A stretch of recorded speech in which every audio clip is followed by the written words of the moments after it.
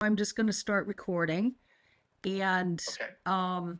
so I just want to clarify in terms of date, July 18th, 2025, my full name, Lisa Volding. And Riley, you want to state your name and any My name other is names? William. Oh, I'm sorry. No, go Go ahead. ahead. I didn't mean to interrupt. My name is William Sasha Riley. I was born Manuel Sasha Barros, Okay. but my legal name is William Sasha Riley at this time. Okay. And I'm just so we're clear, I'm based in Victoria, British Columbia, Canada. I lived in the United States full time for a bunch of years, but I was brought up in Canada. My citizenship's Canadian.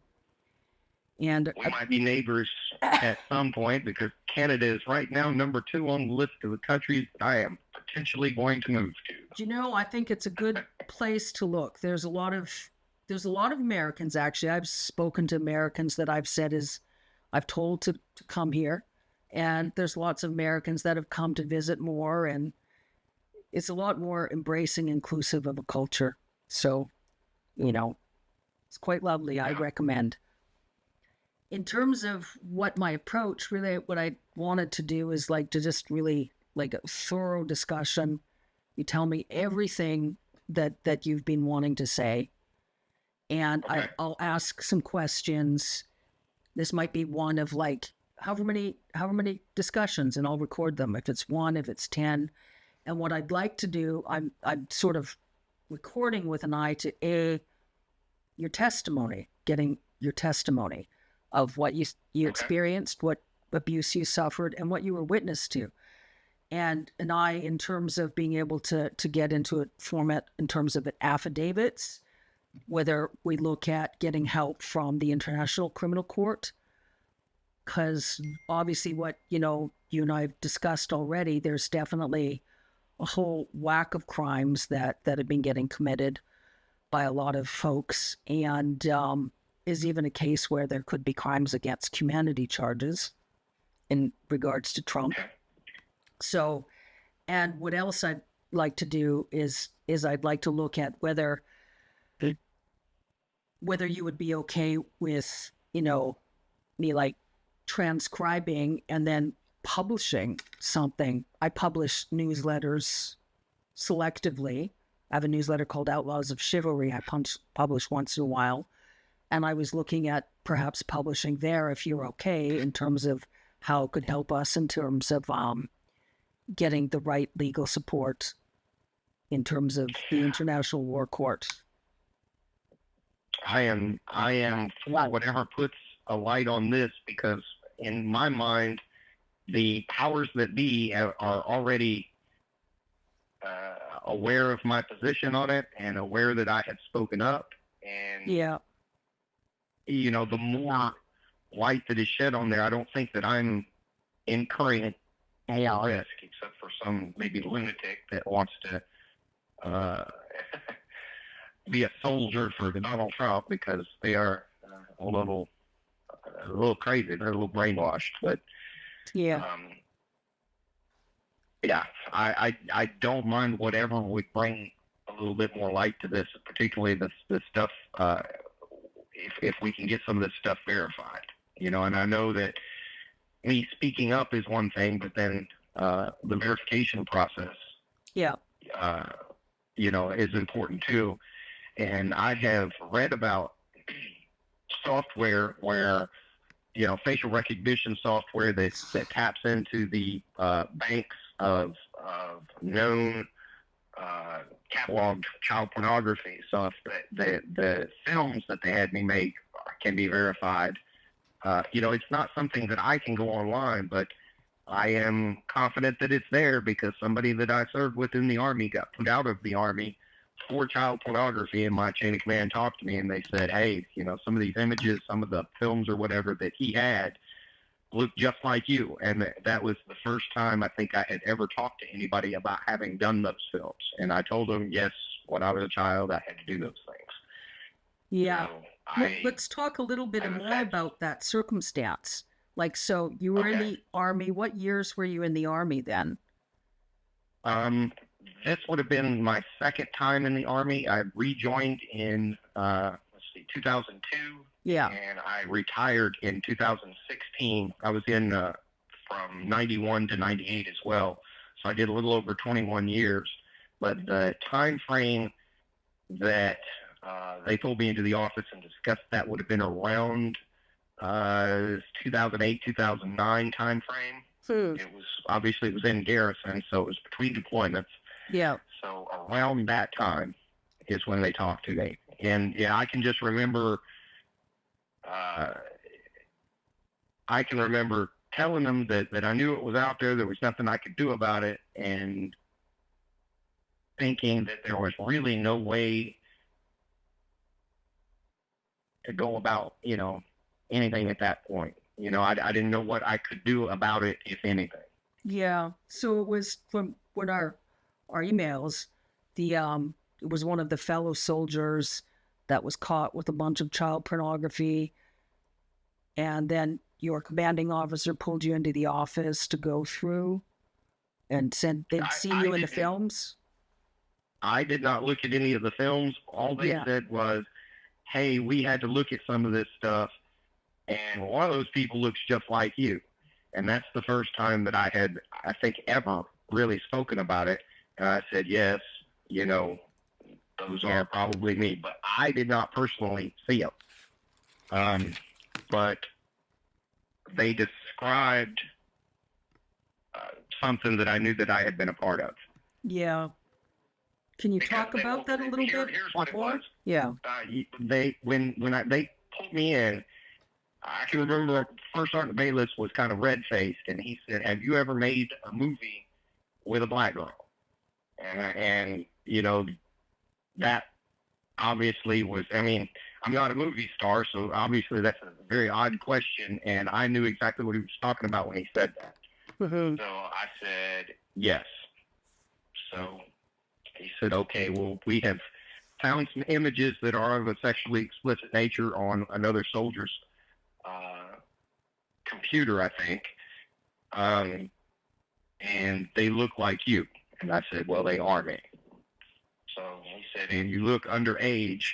I think from that was part of their investigation to confirm that the images of the participants in these films were underage. Mm-hmm. So, that was just a secondary verification that, I was only 12 or 13 at the time of that film, maybe even 11. So, obviously I'm not an adult.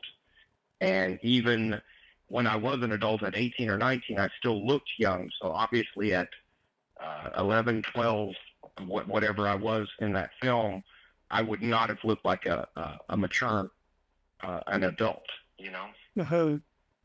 So it was more, I think, for confirmation that these images were of children. So I don't remember if he actually got court-martialed or if he just got UCMJ, which is just their lower grade of punishment. But I do know that he was chaptered out of the military over it. I think he might have had to do a little jail time, but I don't recall. I can't even recall the soldier's name that got caught with it. I just knew he was an NCO, a staff sergeant.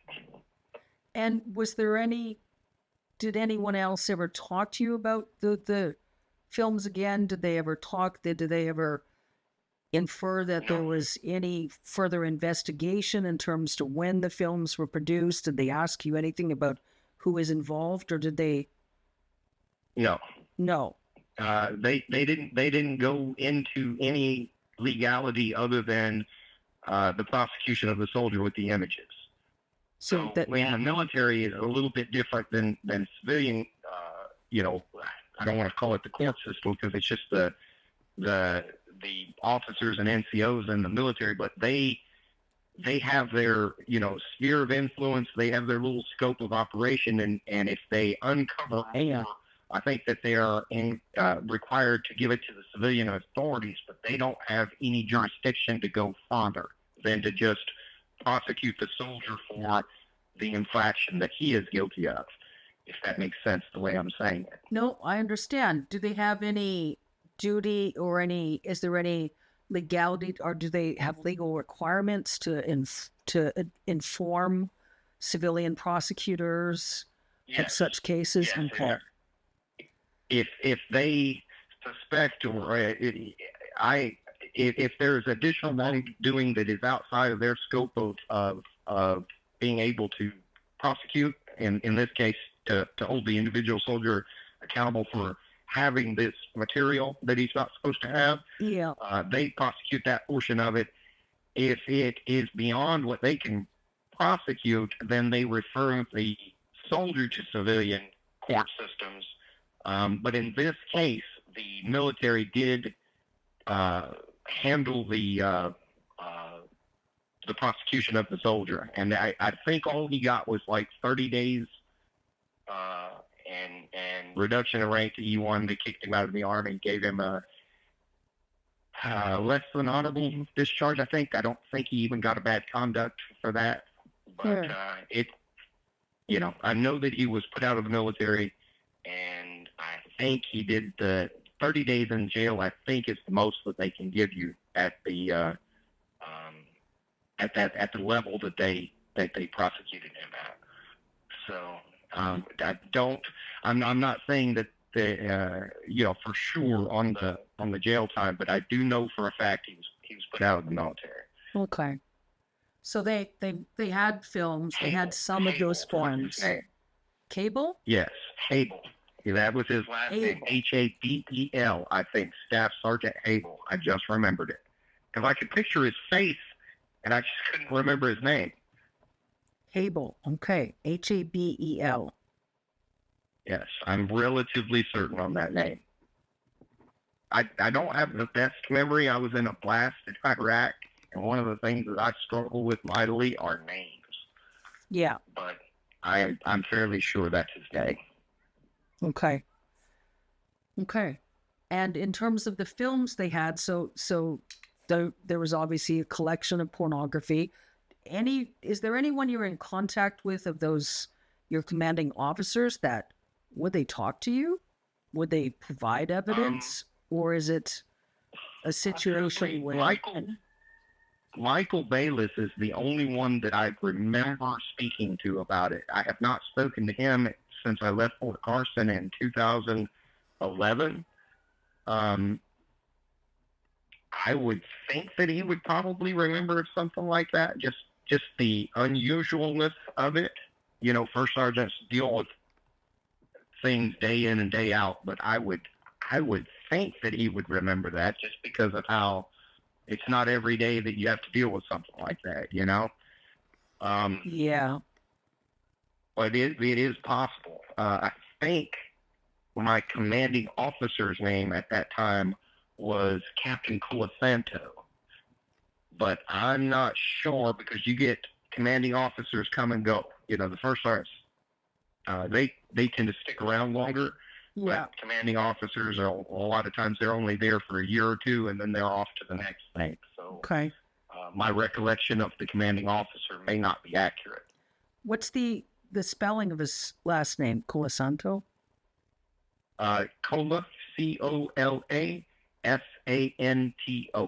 Okay. Saint Cola. Yeah.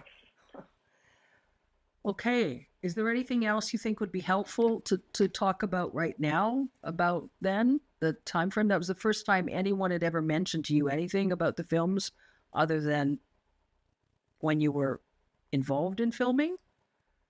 Is that accurate? Yes. Okay. Yes. The first time that I can recall anybody that it ever coming up, I always knew that they were, that the films, at least one or two of them were out there. I don't even know how many times I was filmed. But I can tell you that some of them are extraordinarily horrible. I can give you one instance where they were filming us. It was me and a girl that I knew that I had been trafficked with in other venues. And while we were filming, they came in and shot her in the head. So killed her, obviously. So that would be... Was that the runaway? That was another girl. Another I can't one. even remember her name. Yeah. The runaway was tortured to death in a duplex in Enterprise, Alabama. My parents did that, and that wasn't on film. Not her not being tortured, but that was that black girl that I'm telling you about that later on Michael Bayless had talked to me about. But they went and got her because they were afraid that this was after the investigation in Tennessee, and they were afraid that they would go down for child pornography. So they were wanting to kill her, and then they were wanting to get rid of me via an accident, but they couldn't because they had already tried to kill me several times. They had the incident in Texas involving the Chevy van. There was another instance in Texas where my dad threw me into the middle of a pool and said, "Sink or swim." And somebody saw it and called the sheriff. So there was a police report on that. And then there was a third instance in Texas where my dad threw me down a flight of stairs, and that one fractured my skull. Now, there may have been other things that happened as well, but I remember those three were enough that they generated an investigation. Yeah. There were enough things that happened in Texas that my dad moved from Texas to Tennessee, and they got in trouble in Tennessee, and they got in trouble in Tennessee, and they moved to Alabama, got in trouble in Alabama, and then we just moved one more time. And you're talking about your adoptive dad, William Kyle Riley, correct? Yes. Yeah. I have located my birth parents. My birth mother lives in Sierra Vista, and my birth father lives in Edmond, Oklahoma, but as yet, I have not reached out to either of them. I just, within the last year, probably 6 months, I learned where they live. So, I don't know. That's just an odd dynamic for me, and I'm still kind of processing that. But as far as family goes, I have a half sister up in Massachusetts, and that's about it. Okay. And your adopted dad, William Kyle Riley, worked as a pilot and was involved integrally in the Epstein-Trump plan. All kinds of things. Yeah. And he worked a lot with Trump and Epstein, correct? I know that he was around Epstein and worked with Epstein. And I want to say that he flew for Epstein. And if not for Epstein directly, like transporting Epstein himself, he did transport some of the rich people to and from these parties that Epstein and company hosted. It wasn't just him. It was kind of a cabal of several people, and Epstein was the lead coordinator, maybe you would call it.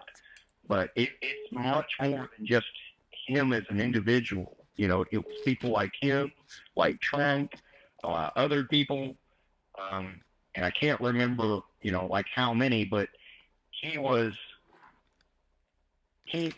handy to have around because he was a part of the process, and he isn't just like an airline pilot or something like that. He can fly anything. He can fly helicopters, fixed wing, smaller aircraft, larger aircraft. I mean, he's that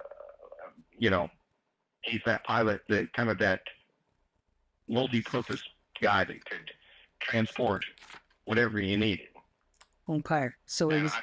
I don't know if he ever got into the drugs. I can remember him talking at one point, and he had refused to do a drug run, basically, and somebody else took that drug run, and they got busted.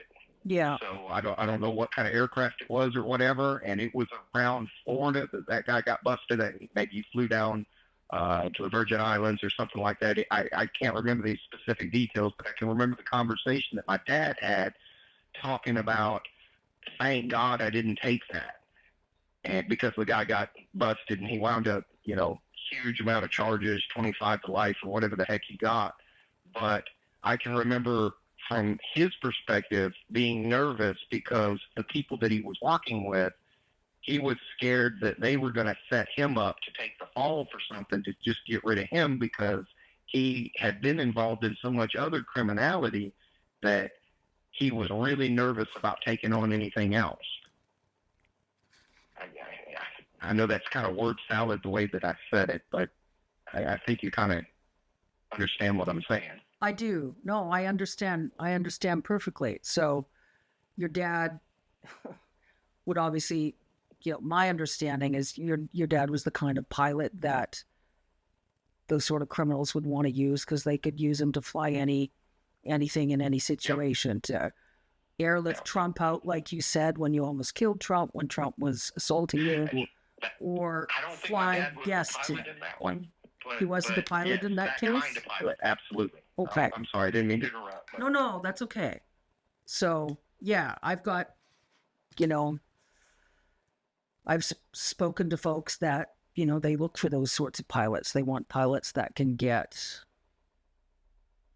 guests, traffickers into situations in and out discreetly, trafficking victims in and out of situations discreetly, and victims that they killed out of situations discreetly, all sorts of nonsense. So seems like and that's what he did. He shuttled the people, but I can remember him not wanting to cross the bridge over to running drugs.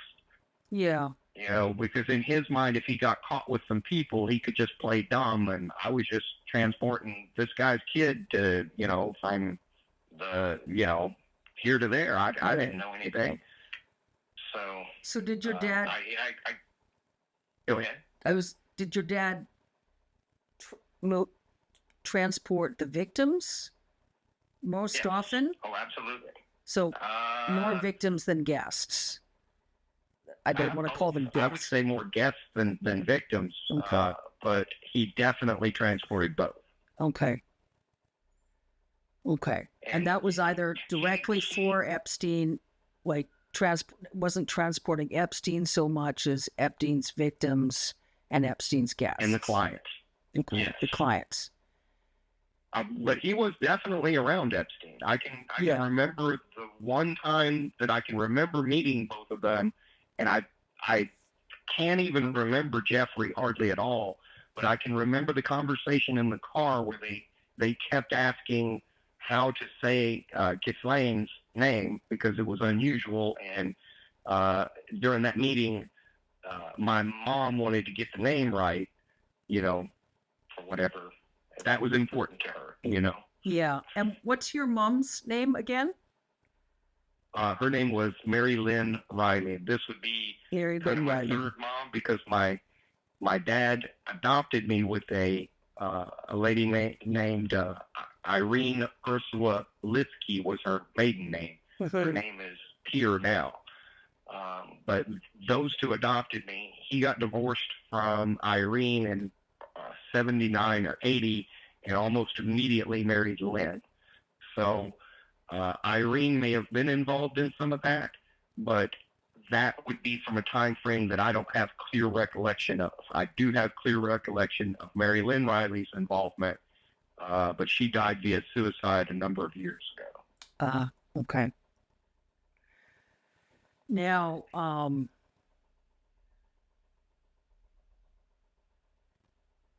what are you most comfortable to talk about next?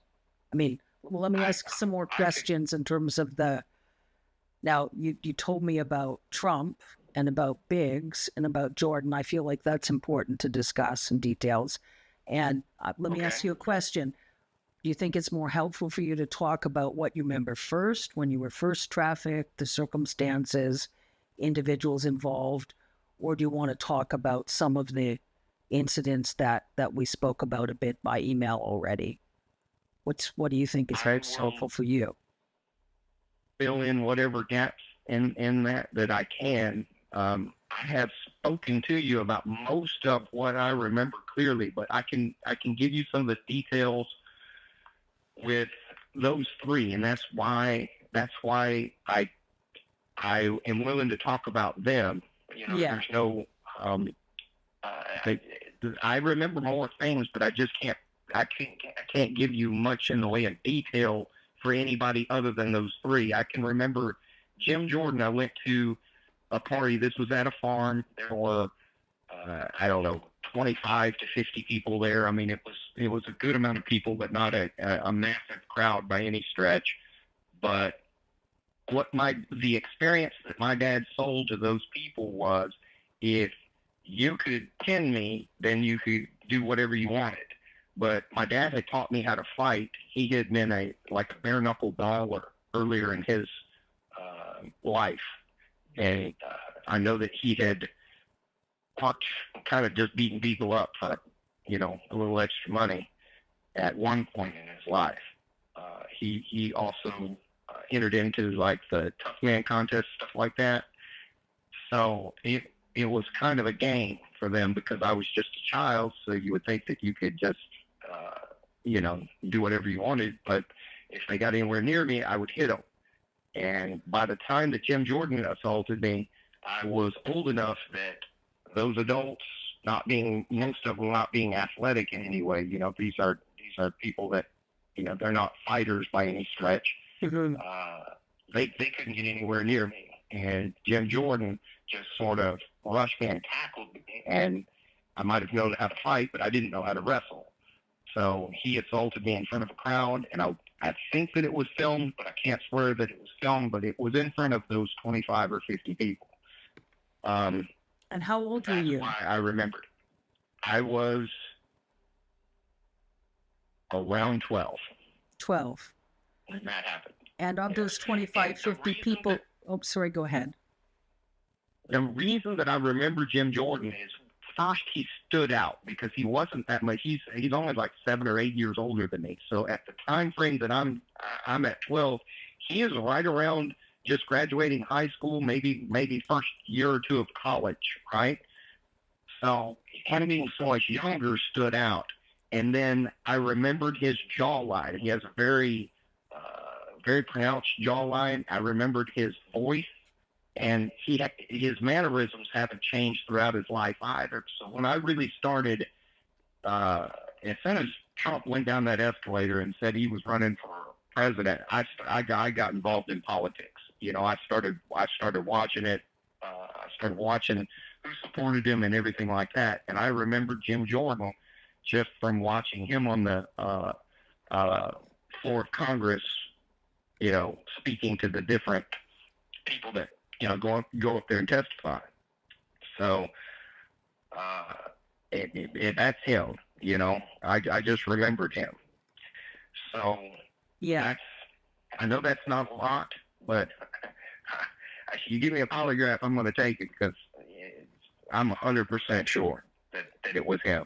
Uh-huh. And Andy Biggs, I remember, because on the way to they took me to a house. This wasn't at a party. This was later, after I had assaulted Trump, and it was kind of a punishment type of thing, where he was going to get to assault me and I guess not pay my parents, and he got to do whatever he wanted. And I can remember telling me I wasn't allowed to fight back or they'd kill me, and all of this. But they must have said his name 50 times in the car. So Biggs I kept hearing Biggs, Andy Biggs, and I thought, I'm going to remember this name. And after he assaulted me, I don't even remember the assault necessarily, but I remember being in the car afterwards and being like really nauseous, sick to my stomach. I was seeing spots, and I mean, the guy beat me until I had broken ribs and was convulsing, turning blue and stuff like that. And the only part of that assault that I can remember is laying on the floor of the room trying to breathe, and I could hear Andy and my dad screaming back and forth at each other. And I can remember Andy Biggs saying, "You said I could do whatever I wanted," and my dad saying, "I didn't say you could fucking kill him." And I think they may have actually thrown blows over it, but there was a heated argument and everything going on for an extended period of time. And then I can remember being in the car, leaving, and just having my eyes closed because my head was spinning and everything, and I was just trying to breathe, just in and out, So that's why I remember him so clearly. I have had more than one encounter with Trump, and that's why I tried to kill that son of a bitch, because he is a fucking monster. It's why I have not shut up about just how absolutely abhorrent he is as a human being, and it's why I tried to. That's why I tried to kill him. Yeah. Because I had decided I had already seen enough other people die that in my mind I thought, well, they're just going to kill me too at some point, right? I'm not going to survive to be an adult from this. So in my mind, he was the biggest pile of shit that I had ever had to have any contact with. So I was going to take him with me. And how often did Trump assault you? Do you remember? I can remember two specifically. A third one that I think, and I think I was around him more than just those 3 times, but only 3 times do I kind of remember. I can remember at one point him asking the people that were kind of running that party or whatever it was at that farm. He wanted to kill somebody. He wanted to murder somebody. And they said, hey, that's not this kind of party. You can't do that. And in lieu of doing that, they said, well, we've got some puppies. If you just want to kill something, we've got to get rid of them anyway.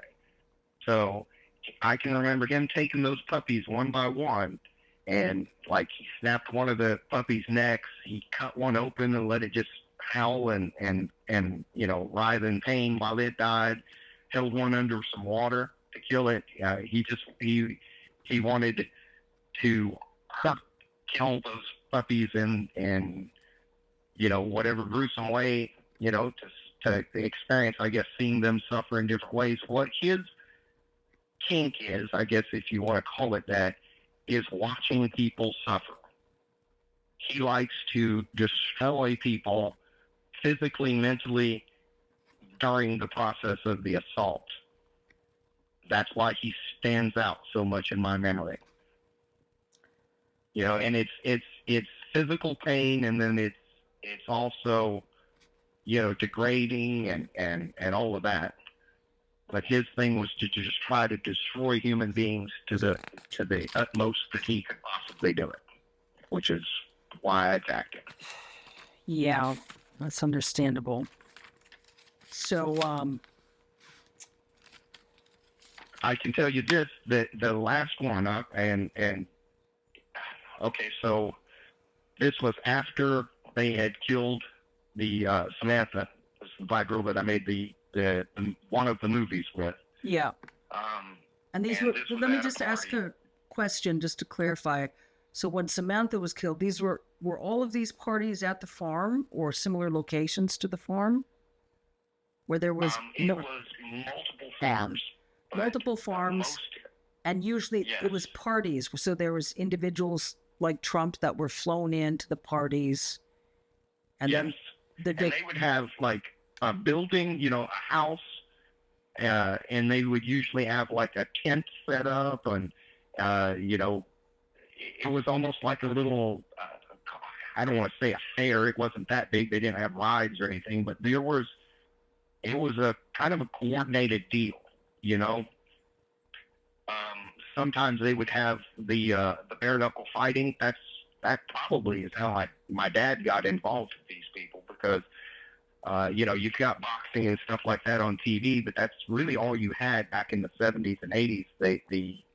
More the MMA type of stuff wasn't allowed, and these fights were a little gruesome. They didn't fight to the death or anything like that, but they were bloody, and these were fights, and not just boxing. And so the rich people would pay to see that. Sometimes they'd have like a band playing, just like what you would expect at like a fair or something. So the rich folks would get flown in, associated with Epstein, and they would pay to watch the victims fight. The victims were all underage. And would they pay to then assault the victims after the fights or during the fights? And they'd pay to torture the victims and rape the victims and kill the victims. But now some of the fights were adults. Huh. If they had some big old country boy and some other guy, they would pay to see that. They would also pay to watch the kids fight, and they did pay to watch me fight. I would fight other kids, and my dad was my initial trainer uh, for me to learn how to fight. I would later uh, go on to be a boxer, amateur boxer, but that's how I got my start in all of that. So yes, they would have paid for that, and the experiences were different each time. There wasn't like a set thing. You never really knew what was going to happen. So part of it, a lot of it just comes down to money. So if they offered $5,000 to have sex with me, then my dad was willing to do that. Yeah. Whatever the dollar amounts were, I don't Sasha, know. that isn't sex. That's sexual assault. Right. I mean, I just want to say something first. I think Okay. you're extremely brave and you behave extremely strong, like a warrior. And I just want to stop and say it's important to me to say that because a lot of folks, wouldn't even survive such trauma, but you've survived and you conduct yourself with dignity and gracefully and it's important to me to say that. I hope you know that. I hope you have a sense of your own honor and chivalrousness, especially what you told me in terms of drugs they used on you and how they lured you drugged to behave monstrous towards other kids. I understand the context. I'm sorry, I didn't mean to interrupt, but I can remember some arm of law enforcement showing me video of me harming one of the people that they were filming me with. Now I don't know how that came about, whether they drugged me and I lost my mind or they told me to do it. I don't know the circumstances, but I can remember being in that room and them saying, "Well, you did this," and it may have not even been law enforcement. It may have been like the people that were running that.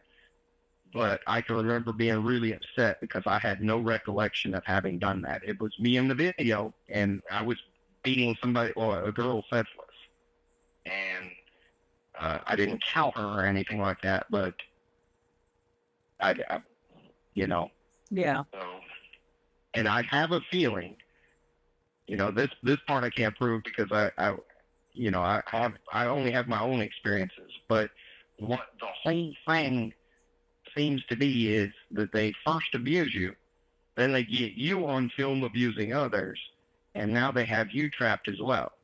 Yeah. So you can't talk about the abuse that they did to you. If they want you to be a legacy victim, somebody that they can use in the future, well, then they've got to get you on tape doing monstrous things to other people as well, because now they have the leverage to keep your mouth shut. Yeah. No, and you know what? You're exactly right. That's exactly the tactic. And the tactic is insidious because have you ever heard of the torture technique a lot of occult practitioners use? It's called inversion torture, inversion magic. Isn't magic. Sorcery is just smoke and mirrors, nonsense, deception techniques. But it's sort of inversion technique where to try to linguistically manipulate the victims to try to get the victims in a position where the victims doubt whether the victims, are good or not. Absolutely. And I think that's the case with a lot of the Republicans you mentioned. Like you said, Clarence Thomas and Lindsey Graham were at these parties. You can't remember if Lindsey Graham and Clarence Thomas participated. And it's sort of a question of, did they participate? Were they blackmailed because they were there, attended the parties, but they didn't participate? Can you tell me much more about Clarence Thomas and Lindsey Graham?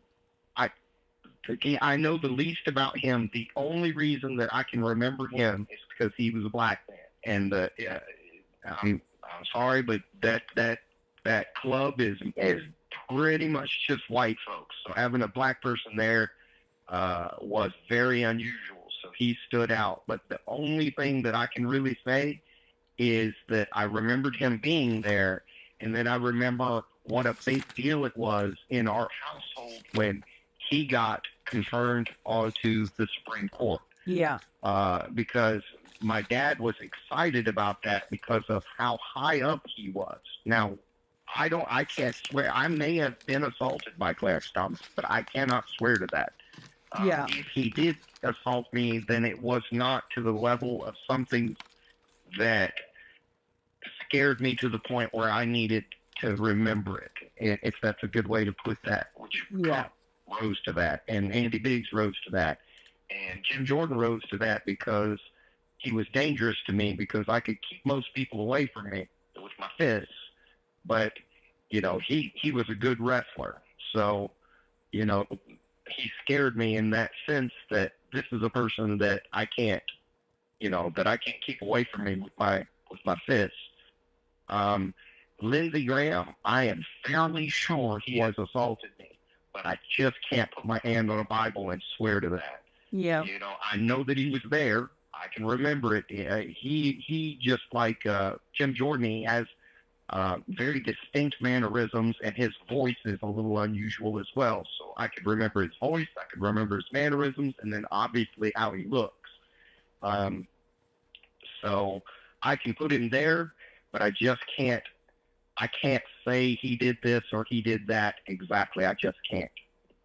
Okay. So Now, I wish that I could provide more information on that because I think some things went on, but that's just not enough for me to point a finger and make an accusation. But he was there. I can tell you that. yeah, well, that's enough, and I know that, you know, some sorts of interviews we can look at a different time to see if there is any more information you remember. But what you do remember, I just want you to know what you remember, to know that what you remember is extremely important and is extremely helpful. I know you want to be able to remember more, and memories are in there. And, you know, I just want to approach the situation delicately because, you know, Some of the other memories are just vague. You know, I can and I have been very careful too not to reach out further because there are some other names that I could mention that I believe were there that I know for a fact that my parents talked about, but I don't have a clear enough recollection of anything. Like I can tell you 100% sure that they talked about Vladimir Putin, but I do not believe he was ever at one of those parties that I was at. But his name was brought up more than once. During the 1980s? Yes. Okay. Vladimir Putin, I don't know even when he ascended to the presidency, but I remember the name because it was so unusual. Now, at that point, he may have just been, you know, one of the Russian oligarchs or whatever, but his name came up, and I remember just because it's an unusual name, Vladimir Putin, you know. But I don't believe he was ever there. So that is like, I don't know, there are other names like that too. Okay. Let's talk a little bit about I Putin remember more. Clinton's name being brought up, but I don't ever remember seeing it. So Clinton was mentioned, but you never saw Clinton. Not that I can recall. And that's another thing too. I may have had interactions with additional people, but during some of them I was so drugged out of my mind, I don't really remember what happened, you know? Yeah. When you heard them talk about Putin, so it was at one of the parties at one of the farms, do you remember what they were saying about Putin? Just that he was some sort of like foreigner that was very important. I didn't know any more. You know, the name was just unusual, and they mentioned his name. You know, they kind of had fun saying his name. You know, Vladimir. You know, does he like to go by Vlad or this or that? But the meeting with that person, I don't think ever materialized. I think it was just something that was discussed and never happened. Now, if he has other connections, you know, and he very well may, that's possible. But I can just remember there were at those parties, there were people that had strange accents. Um, but that's it. That's all I could say. I couldn't point and say, well, this person was from Spain or this person was from Portugal. I have no idea. But what I do know for a fact is not every person at those parties was American. Yeah. I know that's not a lot, but I only remember what I have a question with Trump. I mean, with Putin. Did you get the sense that the party attendees, that the clients were interested in Putin? There was something they wanted from Putin. They thought they could get money from Putin, influence from Putin. Did you have any sense of that? The only sense that I had was that this was the rich people, regardless of where they were from. Yeah. At this point in my child brain, I knew that there were rich people, and those people got to do whatever they wanted, and then there were poor people like me, and those people, that was the dynamic. So, that's it. I never heard them say anything about blackmailing and stuff like that, but I can remember them showing me a video of me doing bad stuff, and then I can remember people telling me that if I ever talked about it, what I had done was illegal too. And a lot of that was just bullshit because I was just a kid and they were making me do this stuff. Yeah. But talk about malevolent hypocrisy, dude. They were just utterly grotesque. They were trafficking you, they were assaulting you, they were drugging you, and then they were trying to they were trying to make me feel psychologically torture you. Exactly. When you were in a situation because they were trafficking you. The last encounter with Trump, the one where I injured him, was the one that I remember the most vividly, and this was the setup for that. I can remember my dad, before we went to the farm, this was when they lived in Enterprise, Alabama. Yeah. So it would have been about 81 to 82, somewhere in there, maybe as late as 83. But he said there may be somebody that there. And I can remember the look on his face, and it scared the shit out of me. But anyway, when I got to the farm, of course, I'm scared at the farm because I don't know what's going to happen. But the first person that comes up to me is a girl named Patricia. This is a girl that I had been trafficked with before. And she came running up to me and, said hello or whatever. She was about my same age, around 12 or 13. And I can remember my dad saying, well, why don't you guys go run off and or whatever and have fun? And I can remember not knowing what to do in that instance because, these parties weren't for me. I wasn't. And then he said something to the effect of, it's not like that for you anymore. You're a man now. You can just go out and have fun. Well, we went to go have sex. So we went and found a room and started having sex. And while we were having sex, people burst into the room. It would have been 4, 5, 6 guys, big guys, adults. At least one of them had a gun. I think 2 or 3 of them had guns. But they came in, they assaulted her, they beat on her, and then they shot her while she was still in the bed. They didn't beat or assault me, but what they said was, if you don't do everything that the next person coming in here wants, we're going to shoot you just like we did her. And I can remember them having like an argument because they shot her in the bed and then they had to go find another mattress.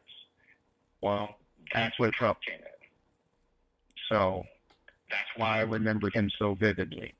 And it was at that point I had already decided they're probably just going to kill me anyway. I'm going to take him with me. And I tried, but I did not. How did you?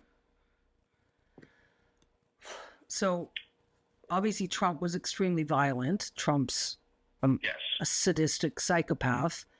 When Trump assaulted you, so sexual assault and physical assault? Yes. And at that night, well, I kind of acquiesced to whatever sexual things that he wanted to do. But at some point, uh, he wanted me to have sex with him.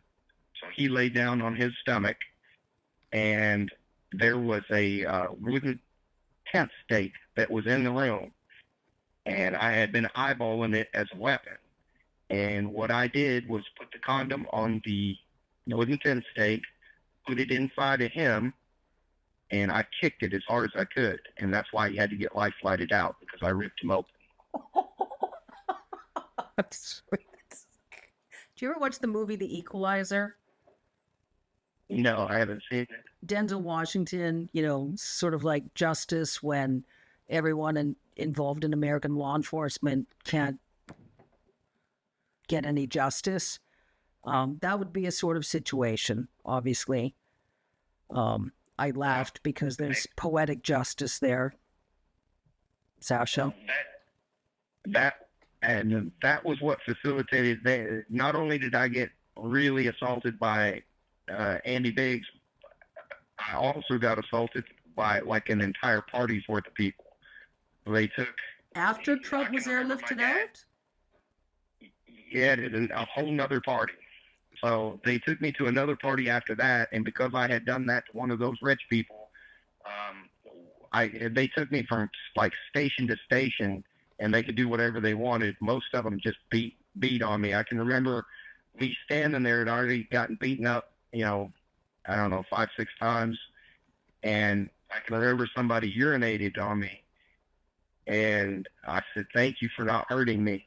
And he just hauled off and punched me in the side of the head and knocked me out. I can remember leaving that party, and my dad was just kind of dragging me out of there.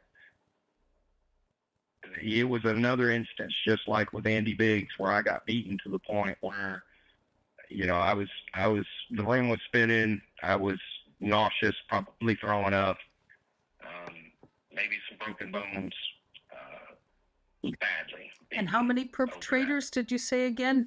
20 to 40? 25 to 40 perpetrators? People that were there, yes. I would say probably 8 or 10 that just beat the absolute hell out of me. And some of them probably sexually assaulted me, but I can't remember.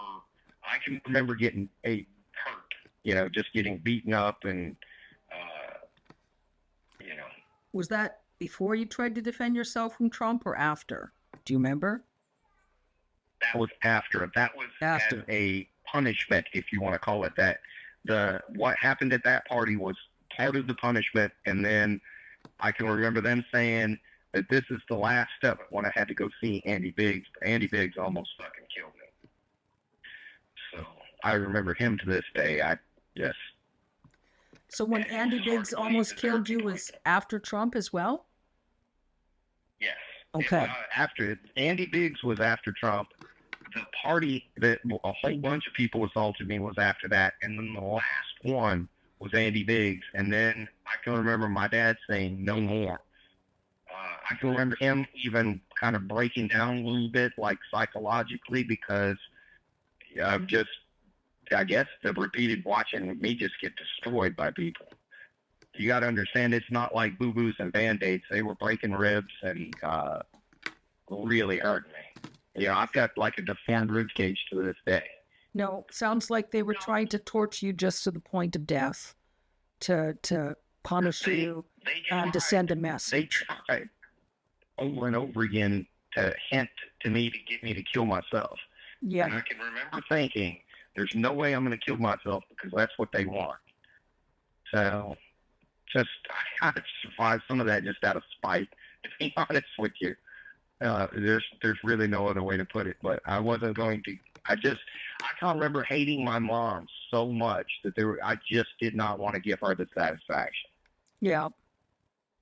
She, as bad as my dad was, Marilyn Riley was even more evil. Her thing was sexually torturing me. So, and she enjoyed sexually torturing Samantha when they went and got her. And Samantha was the runaway that Riley, yes, that William and she lived in a brothel, basically a house where they had 4 or 5 underage girls that they had scooped up from wherever they got them from, and they would use those girls at these parties. Well, at one time, they sent me to go be a part of that brothel. So that's when I made friends with Samantha, Patricia, and Sarah, and those are the only 3 that I can remember their names. But Sarah committed suicide, Samantha was tortured to death, and Patricia was the girl that got shot in the bed before Trump came in. Did Patricia die? Oh, yeah. Yeah. Yes.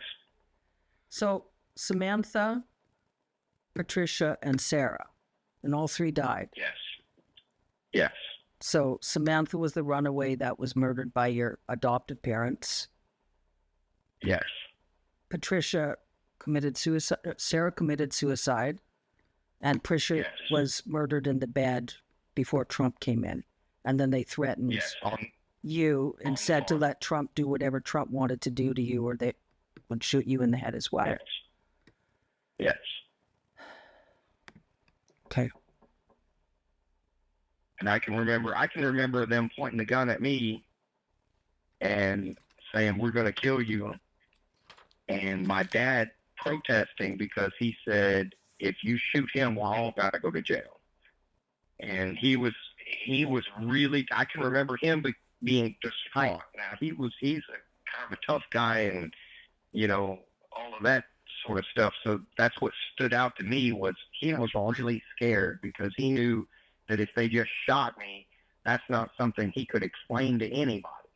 And he had gotten into so much trouble with trying to get rid of me already. But there's the Chevy van incident, there's the pool incident, and then there's the stairs incident, and all of those generated a police report. In addition to that, we went down to Panama City, Florida, to the beach, either Panama City or Destin, and they took me to a riptide area.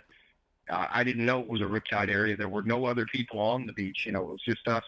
But within like 100 yards, 150 yards, there's the regular beach where people were at. You know how they have the riptide zones. They don't want you out there, right, for obvious reasons. Well, they took me to one of these zones and had me, say, "Hey, come out here and play in the water," and this and that. And for the first few minutes, it was just the 3 of us playing in water, and I'm just a kid. Beach is awesome. So at any rate, they go back in. I'm out there playing. Eventually, that current gets me, and I don't know how to swim at this point in my life. So it pulls me out, 100 feet maybe, and I'm bouncing up and down off the sandbar, just screaming my head off. Well, somebody that was on the regular beach, not in the riptide area, heard the screaming and came running like 150 yards away, and right by my parents who were standing there. And he goes out there and gets me, fishes me out. By the time he comes back, he's nearly exhausted. And I can remember him and my dad nearly fighting. And at this point, there are other people that are coming, and that scares the shit out of my dad. But there was another police report with that, and I know that police report followed us back up into Alabama because the sheriff came down there and talked to my dad in Alabama. So there was another investigation for sure. So all of those things had already happened. And my dad was terrified that if something happened to me, especially so close to all of these other things that all of these other investigations, he pretty much knew he was going to go to jail over it. So there was at least the Chevy van incident, pool incident, stairs incident. There was police reports. How many police reports? About 3 or 4. And then that I 4 that are just involved in trying to get rid of me. And then there were, in addition to those 4, there were 2 investigations, one for the porn, and then when we lived in the duplex and they were torturing that girl to death, Samantha, our duplex neighbors there in Enterprise, Alabama, they called the police because they could hear, screams and beatings and stuff like that. And when they investigated, I can remember my dad saying, "Hey, he talking about me as just I had gotten in trouble and got a whipping or something. And they did an investigation. They collected blood samples and everything from the house, but the problem was they couldn't determine how long that blood had been there, I guess. And they didn't. It wasn't a match to anybody in the house. So for whatever reason, they just didn't have enough. And I don't think they were allowed to talk to me. I think my dad would have had to give them permission for the investigators to interrogate me. So I don't recall ever giving testimony as a child. Not to the police in that instance, or in the instance up in Tennessee. Did you provide any testimony to the police in any of those 5 cases? Well, the one case with the military, with the child pornography, you I can remember the sheriff talking to me at the beach in Panama City, and I don't remember what all was said, but I can remember my dad tried to get out of there, and the guy that went and fished me out, my dad's a pretty big guy, and he can fight, but the guy that went and got me was he was a tank.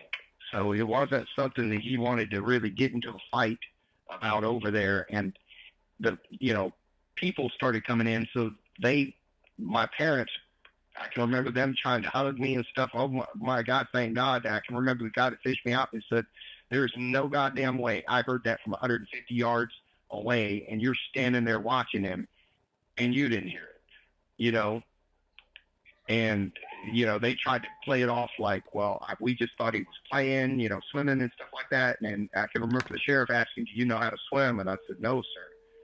And they were like, "Okay, this fucking sucks. There's no way that this is legitimate." And I can remember the sheriff in Alabama talking to my dad and saying, "There better not be anything that happens to him." He said, "Because I'm just going to go ahead and tell you, you're going to go to jail. I don't care." He said, "I'll make sure of it." So they had a sense, but they didn't know, they didn't have enough of what they thought of as evidence to be able to do anything. Exactly right. And that was the case with Samantha as well? Yes. And your dad wouldn't let them talk to you? What's that? And your dad wouldn't let the police officers talk to you? So right. That also seems weird. He did. It seems weird. I mean, I know in Canada is a bit different, like in terms of, there would have been folks from Child Protection Services there, and they would have gotten you away from your adoptive fathers to talk to you. You wouldn't have gone through that sort of horror in Canada. I'm really sad that's what occurred. At one point, CPS did take me, so I got into the foster care system, and ultimately, I'm just gonna. I was ungovernable, incorrigible, at that point in my life. If you said something to me, I didn't necessarily. I didn't care who you were. I wasn't necessarily going to do that, and I might just hit you. Because that was just my response to life at that point.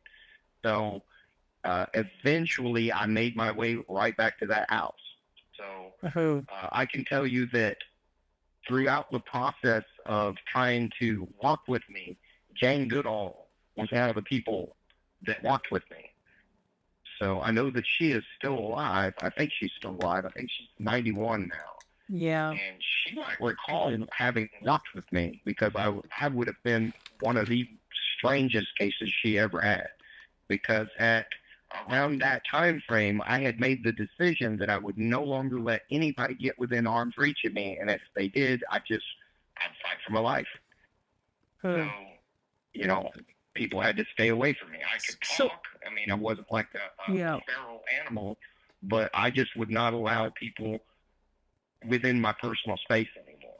And because some work, with apes and everything, with gorillas, they kind of reached out to her to make contact with me to see if they could help me. Yeah. And did you talk to Jean Goodall at all about what you'd experienced getting trafficked? I know when you and I spoke by email, messenger, you said was from during about 1978 to 1986 is what you remembered, 9 to 13, but you're not sure it could have been as early as 6 or 7 years old. Right. Right. I don't really start remembering what was going on until about 10 or 11. And I just know that it happened before that. I can remember being sexually assaulted by family. That's some of my very first memories. So, but as far as taking me to other places and these parties and whatnot, I know that sort of thing was happening, but I just don't have a good enough recollection to really piece together much of a story. So whether you were 6 or 7 years old or 10 or 11 years old with the parties when they came. Right. Okay. I know family was assaulting me, and then friends of family were assaulting me as early as 6 or 7. I know that. Some of my very first memories are of being assaulted. But as far as taking me to places to make money at these parties, I don't have a clear recollection. It may have happened as early as the first sexual assaults that were happening with family, but I don't have a clear recollection if that was going on to that scale at that time, but do have a recollection from about 10 or 11. Okay. So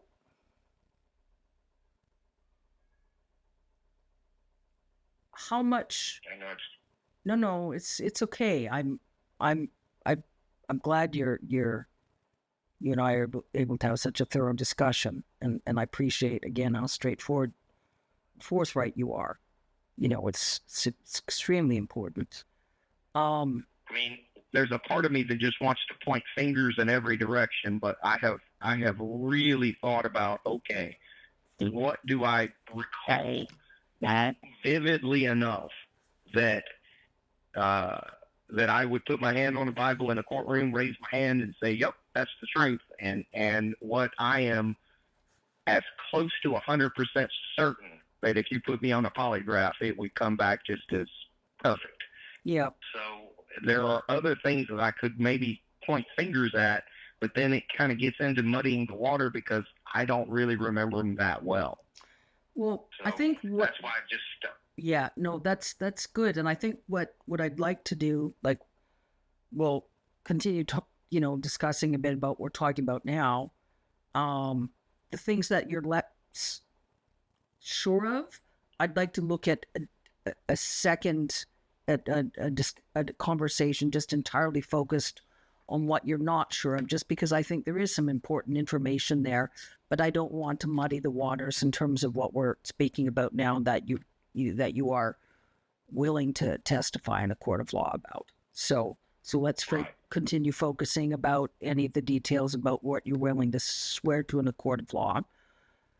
And then, then let's look at, I would maybe look at, say, a second discussion and any follow-on questions from this discussion, or I might just look at getting everything transcribed, and I'm just going to look at it raw, because honestly, in terms of,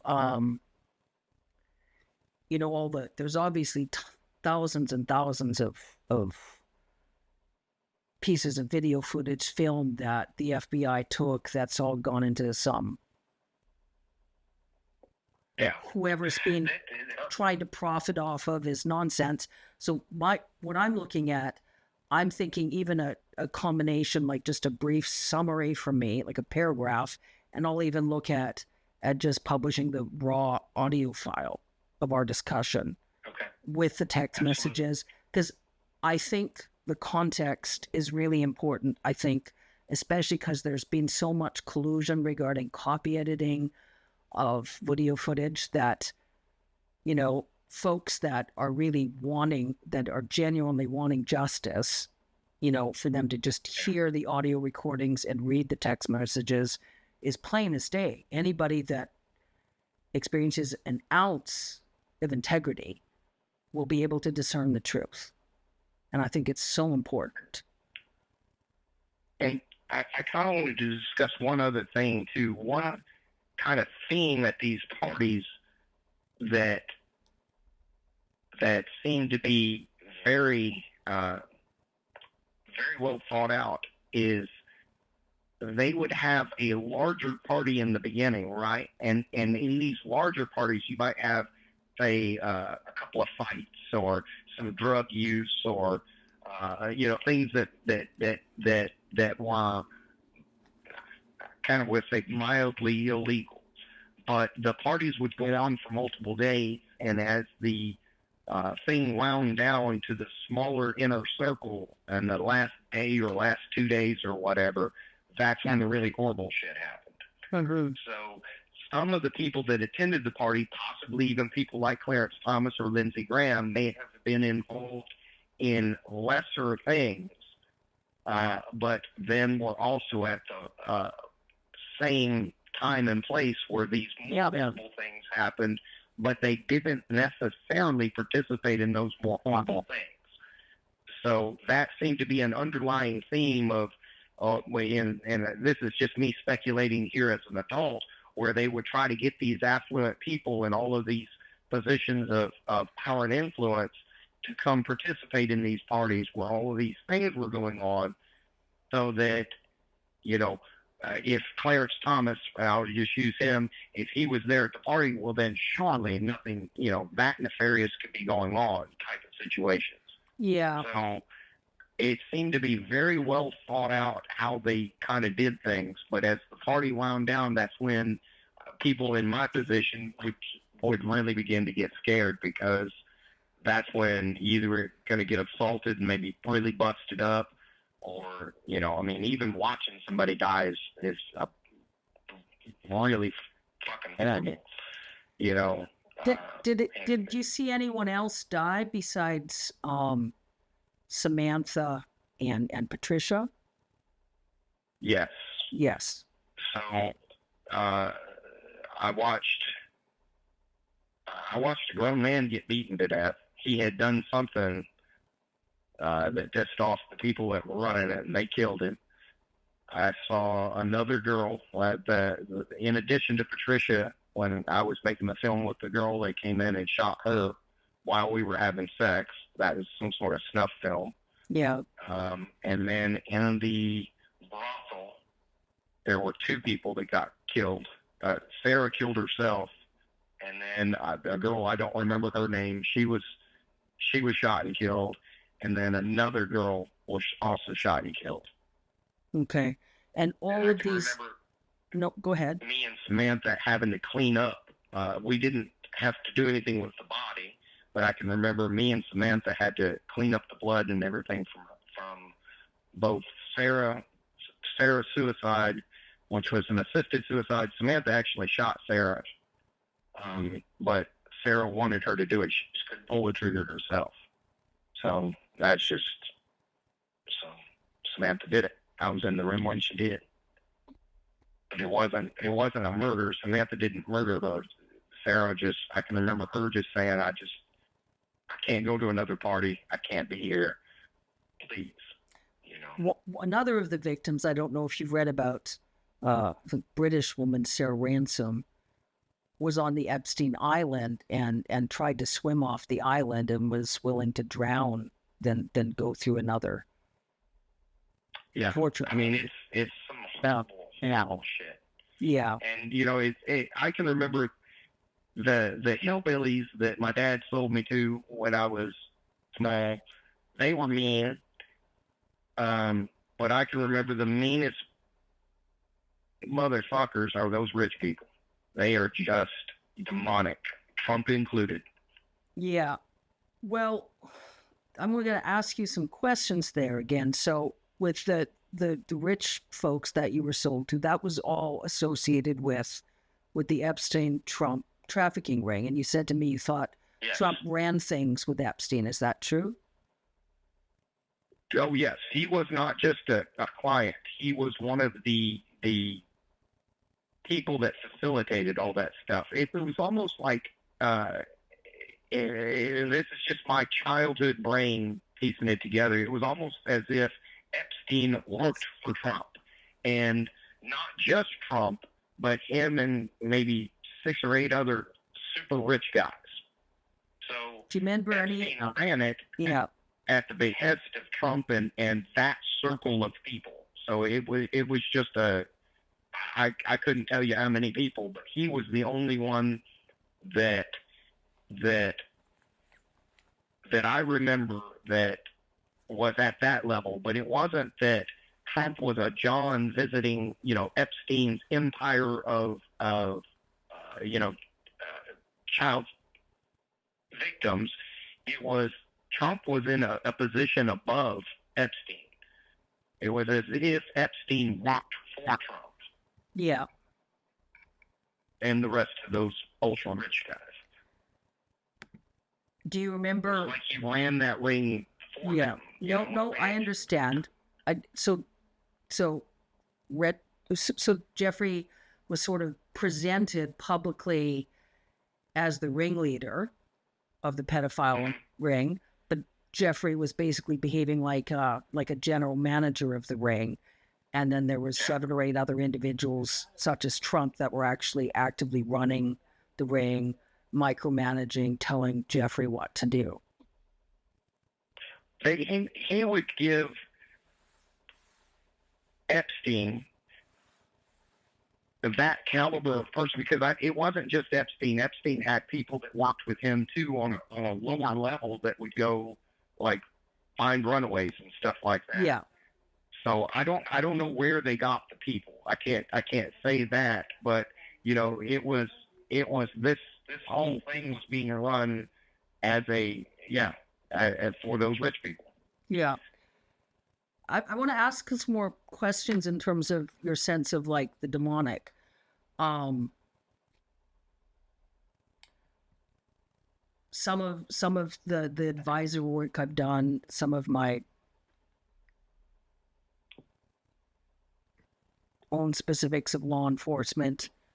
I've come into contact, I've minimized any content with, I'm familiar with a lot of really horrific horror stories that involve Satanists, occult practitioners, theistic Satanists. I've spoken to folks that were able to get out of the theistic Satanist cults. A lot of the torture techniques you describe are similar to theistic Satanist torture techniques, sexual torture, human trafficking, human cannibalism. And what I wanted, what's your sense in terms of these parties that what do you remember? Like, was there any overt, I know a lot of the attendees presented themselves as Christians, but their practices are full-blown demonic satanic. Do you have the sense that any of them were actually secretly practicing any sort of occult rituals, or were they just like rich, fiendish, fake Christians that just didn't experience a conscience? I think it's the latter. Just rich, fake Christians. I can tell you one thing specifically that Trump did. Yeah. And that I remember vividly. I was exhausted. I couldn't fight back. And he sat on my chest and would choke me until I was unconscious. And each time that he did it, he'd say, "I'm going to kill you." So, and then he would choke me until I was out. And, he did that, half a dozen times or however many times. And I can remember him saying, "I thought I killed you that time. I'm really going to do it this time," and then choke me again. So he would just do that over and over again until he got bored of it. So did you get the sense that he was trying to kill you or just to torture you about the thought of killing you? In the moment, you think you're going to die. Yeah. And that's the experience that he wants to see the fear in another human being's eyes that thinks that he's killing him, Yeah. But looking back, I just think he was just torturing me. I think had he wanted to kill me, he could have. He could have just kept choking me until I was gone. Because I did get choked until I was unconscious. I don't know, as many as half a dozen times, maybe more. Yeah. So that's the type of thing that he would do worse. I believe, I wouldn't swear to this, but I believe that on that instance, my dad had told him, hey, you can't bust him up. You can't break stuff. Because all his CPS bullshit. Yeah. So, and I want to say he was upset at the end of that too because of the bruising. They didn't break bones or anything. But, obviously I had bruising around my neck and different bruises on my body. And that's something else too that I'm just remembering right now as I'm talking to you. At least one instance, the school nurse got CPS involved, I believe. Yeah. In both Tennessee and Alabama because of the bruises that I showed up to school with. Yeah. Of course, my parents just said, hey, he's clumsy, he fell out of a treehouse or whatever excuse they gave, but it was looked into, but obviously nothing materialized from it. Okay. So, let me see. Can I call you back in about 10 minutes? Sure. Okay. Absolutely. I just want to make sure I've got the recording set. I want to get into a file folder and get some duplicates, and then I'll call you back, okay? Okay. Sounds good. Talk to you in a minute. Bye-bye.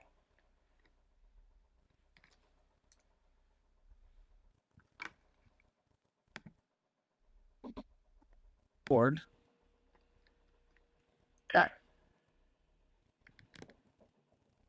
Oh, I'm just checking here. So to kind of recap what we were just talking about, one of the first memories that seared itself into my consciousness because of being what I perceived as a threat as a child was watching Donald Trump kill a litter of puppies. He did it in a variety of ways. As I stood there, they made me stand there, and he would harm or kill the puppy and then look to see what my reaction was.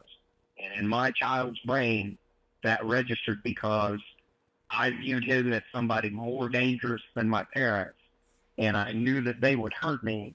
So in my ability to reason, my reasoning was if they were worse people than my parents, that they were somebody that might kill me. So that is why he was so. That's why I most of the stuff I just tried to forget, but with him, with Andy, and with Jill, I remembered them because the truth is they scared me. Yeah. Okay, so I'm going to summarize a bit about what we had discussed that wasn't recorded. So with Trump, when Trump murdered the puppies and forced you to watch, you were 8 or 9 years old. That was your first remembrance of Trump. And had Trump sexually assaulted and tortured you already? Maybe, but I don't recall. I think what happened, and I'm relatively certain, but I think that was the precursor to him sexually assaulting me. So I think that was in an effort to make the experience as vital as possible for me. That was the same kind of MO that was used with Patricia later on. It seemed to be that he would use his imagination as such to try to figure out what ways would be the most traumatic to make the most traumatic experience to destroy somebody, kind of traumatize somebody to the maximum potential possible. So that was the first template of that was watching him kill those puppies, and then the next higher order of that, and I couldn't tell you exactly how much time passed between, but I would say likely a couple of years, or at least a year later, the instance with Patricia. Okay. And the incident with Patricia And, was and when, at that point, yeah. I had already, in my mind, I had already thought there's no way I'm going to live through this anyway. They're just going to torture me to death anyway. So I might as well do everything I can to fight back. Okay. And so with the incident with Patricia, then recapping, they told you to go into another room with Patricia. There was film? They were filming? No. It wasn't filming in such a case? What happened with me and Patricia, my dad, before we got to the party, said, hey, there may be somebody you know. I had been trafficked with her previously. Yeah. But she and I were as close to being friends as you could be. We were, in the same boat as far as, our station in life. So we had kind of become friends, and she ran up to me, and I can remember she said, hey, come and go with me. And I said, I can't. And my dad said, no, it's okay. You guys go off and have fun. And I said, what do you mean? He said, you can go just have fun. You're an adult now. And I can remember thinking in his mind, I was wondering, what happens next? And the only thing that I knew of really of being an adult was my dad. And I knew that he didn't go to these parties and get assaulted. So in my mind, I thought, well, maybe that part of my life is over. But anyway, we left. We wound up going into the farmhouse. We went into the room not at the behest of anybody else. She wanted to have sex with me because she knew I wouldn't hurt her. I believe, I won't swear to this part, but I am relatively certain she and I had already made some movies together. Not at the farm, but at a shoot. But I didn't have sex in a way that brutalized people, which is how I knew how that felt. So it was a matter of her kind of choosing somebody to try to go have sex with. So she wouldn't be placing her life in danger by having sex with one of these butch guys. So we went in and started having sex. This was not in front of anybody. It wasn't film that I know of. It was just we kind of, if we were going to have the opportunity to go have sex with somebody, we were going to go have sex with each other because that, in that instance, neither of us would get hurt. While we were in that room, after some period of time, the people at that party busted in, 6, 5, 6, 8 maybe people, big people, adults. At least one of them had a gun. I think 3 or 4 of them had a gun, to be honest with you. But then they assaulted her with me at gunpoint, and then they killed her in front of me. And that's what's going to happen to you if you don't do everything to the next person that walks in this room what they want. Do you think they knew Trump was going to walk in the room? Do you think they had premeditated that Trump would walk in the room next? Oh, yes. Yeah. Yeah. Okay. I think Just confirm. That was just part of the experience for him, to traumatize me. And all I know, he was watching through a crack in the wall. I don't know about that. So like an escalation from the puppies. Yes. Okay. So yeah. Trump would traumatize you first and then sexually assault you. There was the incident with when Trump murdered the puppies and forced you to watch. And then the incident where Trump had Patricia killed. Yes. Okay. And then that's the incident with Patricia we spoke about where Trump assaulted you, tortured you, and then Trump wanted you to engage in sex with Trump, and you found the tent peg and got a condom on and then inserted the condom in Trump's anus. Just kicked it as hard as I could. And kicked as hard as you could. Yeah. Yeah. And my plan was to continue hurting him to death, but as soon as I did that, he started screaming and those same people busted back in it. So, And then what occurred?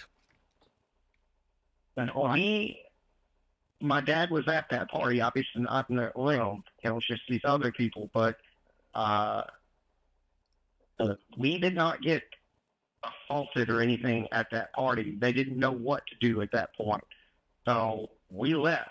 We didn't get beat up. I didn't get further assaulted by anyone, but some period of time passed, a week, 2 weeks, 6 weeks. I couldn't tell you how much time, but I can remember my dad saying, "We've got to go face the music." So, I can remember him talking to me like I had done something wrong. He said, "You can't do that to the rich people. You're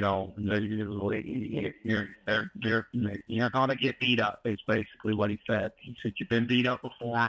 It's gonna be just like that. You'll be okay." But I can remember him saying, "You can't fight back, or they'll kill us both." And that's when you were taken to the farm, and then 6 or 8, maybe 10 different groups assaulted and tortured you. It's just like, it was at least 3 or 4 or 5 people at a time in these groups, because I think by that point I had done what I did to Trump. They knew that I was kind of in a homicidal type of rage. So they made sure to have enough people that they felt safe, because also my dad could fight too, and he was there. So they had, in each of these little groups, they had enough that they felt that I'm sure that they could overpower both me and my dad, because my dad's no slouch either. I could fight like a long time, even as a child, because of how I came up. Well, he was a bare knuckle boxer, a tough man type of dude. So he could fight too. But it was like they took us from station to station, to I don't know, just to increase the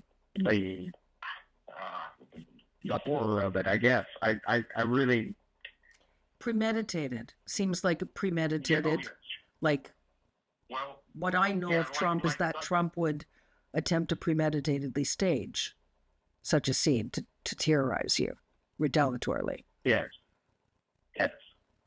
So he wasn't there at that. I assume that it was a close enough time frame that he was still recovering. Yeah. But I can remember that, and even my dad having the conversation with the people, because of the level that they had kind of taken it to get me to that homicidal rage. I remember my dad arguing that it was unreasonable. He said, this is just what happens when you push somebody far enough, So then an argument. So then they took you to different locations, several groups at a time, tortured and assaulted you sexually, and then at one point you said they hosed you off with a garden hose. And what did they say again to your dad? That you were dirty and to hose you off before they said said he's disgusting. Just take a garden hose to him or something. And somebody went inside the house, got a bar of soap, and I remember they threw it at me and hit me in the head, and that they all thought that was funny, and I was struggling because I had to get the soap from the ground, and I can remember being hit to a point where I was just having trouble grasping the soap, not just from the standpoint of like being able to see it, but like from the coordination aspect of it. Just because I'd been hitting the head and body and everything so much that I even had difficulty in getting the soap. So they made me like take a shower while they stood there with the garden hose just hosing me off. I can remember getting really cold from that. But then it wasn't over. That would have been about the halfway point. And you said it was sexual assault followed by beatings in all of those cases. Yes. Some people didn't even want to sexually assault me. Some people just wanted to beat the hell out of me. So not all of them, they got to do whatever they wanted, but with all of the different people, that included some sort of physical assault, physical and sexual assault and just the physical. There weren't any instances of just sexual assault. It was all causing damage to me, and at towards the end of it, I can remember my dad saying he can't take anymore and die. Yeah. And at that point, he had like drugged me because I couldn't walk or anything to one of the groups. And they said, if he can't take any more, it's not over with. You're going to have to take the rest of it. And he said, fine, because I'm going to go to jail to kill him. So they beat the absolute hell out of him too. Okay. I can remember my dad kind of carried me away from the last group of people, and I think he had to change clothes or something for me, and it took me like 30 minutes or something, but I finally got through enough I could breathe and everything, to where I walked out of there with help. And then is that when they took you to Andy Biggs? Or Andy Biggs tortured and raped you? Not immediately thereafter, but another week or two passed, maybe a month, week, two, whatever. I was healed as far as my most of my bruises and stuff like that from the first farm incident by the time I went to Andy Biggs. And of the physical assaults, it's the worst. He kept beating me until my ribs are broken. I've started blue convulsing. If you get beaten enough, as you try to breathe, you just kind of click. I can't describe it any other way than that. It's not even a wheeze or anything, but your like diaphragm or something locks up and you just start clicking. Some people call it like the death rattle. Yeah. That's like how it should be, to where when I would try to breathe, my chest would just make this clicking noise. I don't know how to describe it. No, you described that extremely, extremely clearly. Like I say, I appreciate your forthrightness. Now, you and I had spoken, and you said that your dad told you that after the incident with Andy Biggs, that your dad said that Trump and Trump's associates said that whatever debt they thought you owed because you fought back against Trump, that the debt was paid, and the debt was you getting raped and beaten brutally by all those individuals, including Andy Biggs. Yes. And then you said that you don't recall attending any more parties after that, and you were nervous because they thought you aged out because you were 12 or 13, or whether they just thought you were too much of a hassle, like they could get caught. I think all of that came into play, yes. Or they might wanted to behave vindictive towards your dad about whatever money your dad was earning. Do you think that? I couldn't speak any of that part of it. I'm not even sure like the financial arrangements or anything like that. Yeah. I can remember that when they sent me to the brothel, they were upset that they didn't make me money. And then I can remember Lynn being absolutely furious because they were going to get this big payday for doing the child porn in Tennessee, but they wound up losing money on the deal because they got stiffed by whoever bought the film when it was done, and they had to spend, I think, some money on a lawyer, so it was a net loss for them. But it was something to do with like the film wasn't as long as what they agreed to pay money for, so they didn't make as much, and But the films. I remember them being upset. Okay. And the filming, most of the filming, the parties was all associated with Trump and the Trump Epstein Ghislaine pedophile ring. Different layers of parties. Yeah, but it's a whole bunch of people. It's just that from my childhood perspective, what I saw, or what I thought that I saw, was he was the big boss. Donald Trump was the big boss, and then Epstein was like you said, like the manager or something. And then you had lower level people like my dad that kind of went out and found girls or coordinated, at the ground level of Yeah. of things. Yeah. So in terms of Even Epstein himself, he yeah. just sought out people like my dad that would sell, their adopted child, their actual child, or whatever. So those are the different layers of people. Yeah. But that Trump was involved in a lot of the planning, micromanaging, filming. Certainly the payouts. Yeah. Because I know that when I was offered to Trump, the excitement that was in the house from Lynn, particularly, was that this is going to be the big payday. We have made it up to the highest level of this thing, so to speak. Uh-huh. Because they would sell me at a lower level to people that they knew. Not this is outside of the parties, but obviously they don't have the type of money that these rich folks have. So that wasn't really a big payday, and they were nervous about taking that kind of money because they were expecting this large amount of risk for very little amount of reward. And they were excited to make it to the level of Donald Trump because I think the payday that they were supposed to get was $25,000.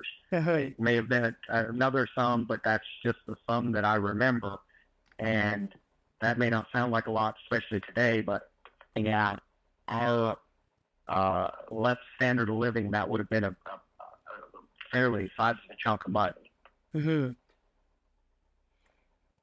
And and we spoke about in terms of the years when you were about 9 to 10 years old, maybe 8 years old, until about 13. And most of the parties, there were only 3 or 4 kids there. Sometimes only you.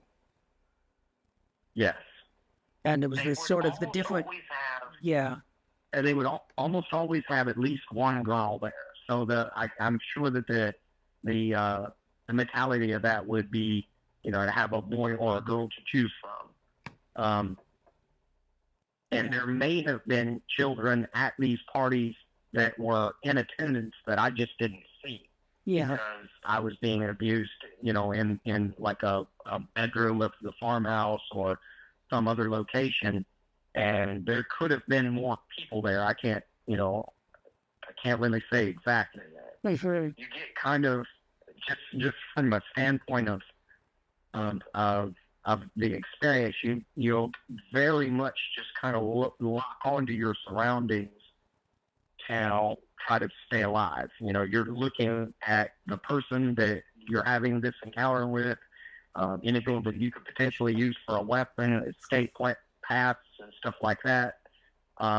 Very much you're in survival mode. So you tend to hyper focus on just what's immediately around you. So there may have been additional things going on, but I really wasn't paying attention to those. Okay, and we spoke about the average age was like 9 or 10 years old in some cases. Layers of parties. Adult prostitutes were there too. Yeah. So the younger end is 9, 10, all the way up to, young ladies, 17, 18, 19, 20-year-olds, And did you ever see Andy Biggs sexually assault and torture anyone else? Or you? No. Not that I can recall, no. And what about Jim Jordan? I remember him from that one instance. I'm not saying that he wasn't at additional, but I only remember him at the one. And I can remember a bunch of people being there, but to be honest with you, the rest of them just kind of melded together. Just a bunch of adults, kind of a crowd of people. The ones that I focused on, the ones that I remember, are the ones that seared into my brain that this person could kill me next time. Yeah. So I need to remember this type of deal, and that's those three. Yeah. And then Trump during all those years. Now, did you ever see Clarence Thomas more than once or Lindsey Graham?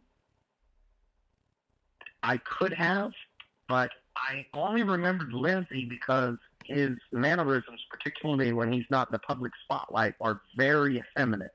Yeah. So that stood out to me, and Clarence stood out to me, and I only remember them seeing them at one of those parties before anything happened.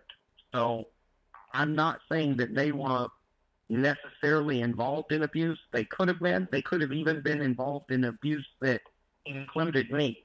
I just can't swear to that. But he stood out because of his mannerisms being so effeminate. I believe the people that I was around, my dad and whoever he was talking to at the time, joking or laughing about those mannerisms. And then I remember Clarence because he's a black man. Not only is he a black man, but he's kind of a dark-skinned black man. So in that group of people, he stood out a lot because he was the only black guy there. Okay. And then in terms of, we talked about transportation, plane, airplane, helicopter, automobile. You said there was usually there weren't a lot of folks on the plane, maybe sometimes 3 or 4 other kids, sometimes just you, Right. whichever adults on the plane. When, Yes. with the snuff movies, were any of those shot on the farm that you remember? Or those were, you said, were at different locations? Those were at different locations. And how many folks did you see killed in the snuff movies that you saw filmed? That was filmed? Yeah. I'm sure 100%. I only remember that one. Yeah. Now, if they filmed Patricia being shot, that would be 2. Okay. But the other one was on like what you would think of as a movie set. Yeah. Probably just a warehouse, somebody's basement. I couldn't tell you the location, but it wasn't just a handheld, VHS camcorder. It was something on a tripod with lights and things like that.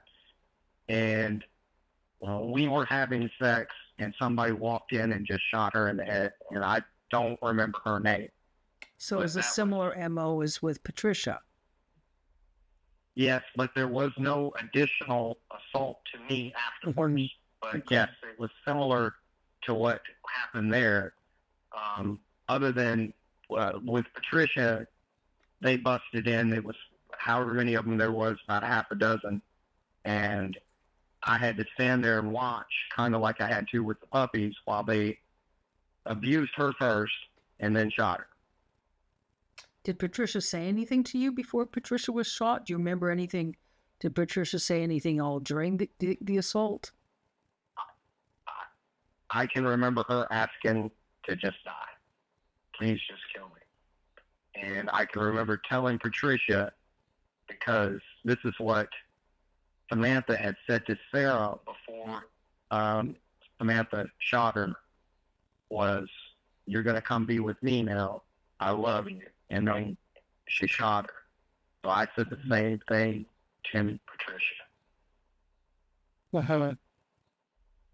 And then they shot her.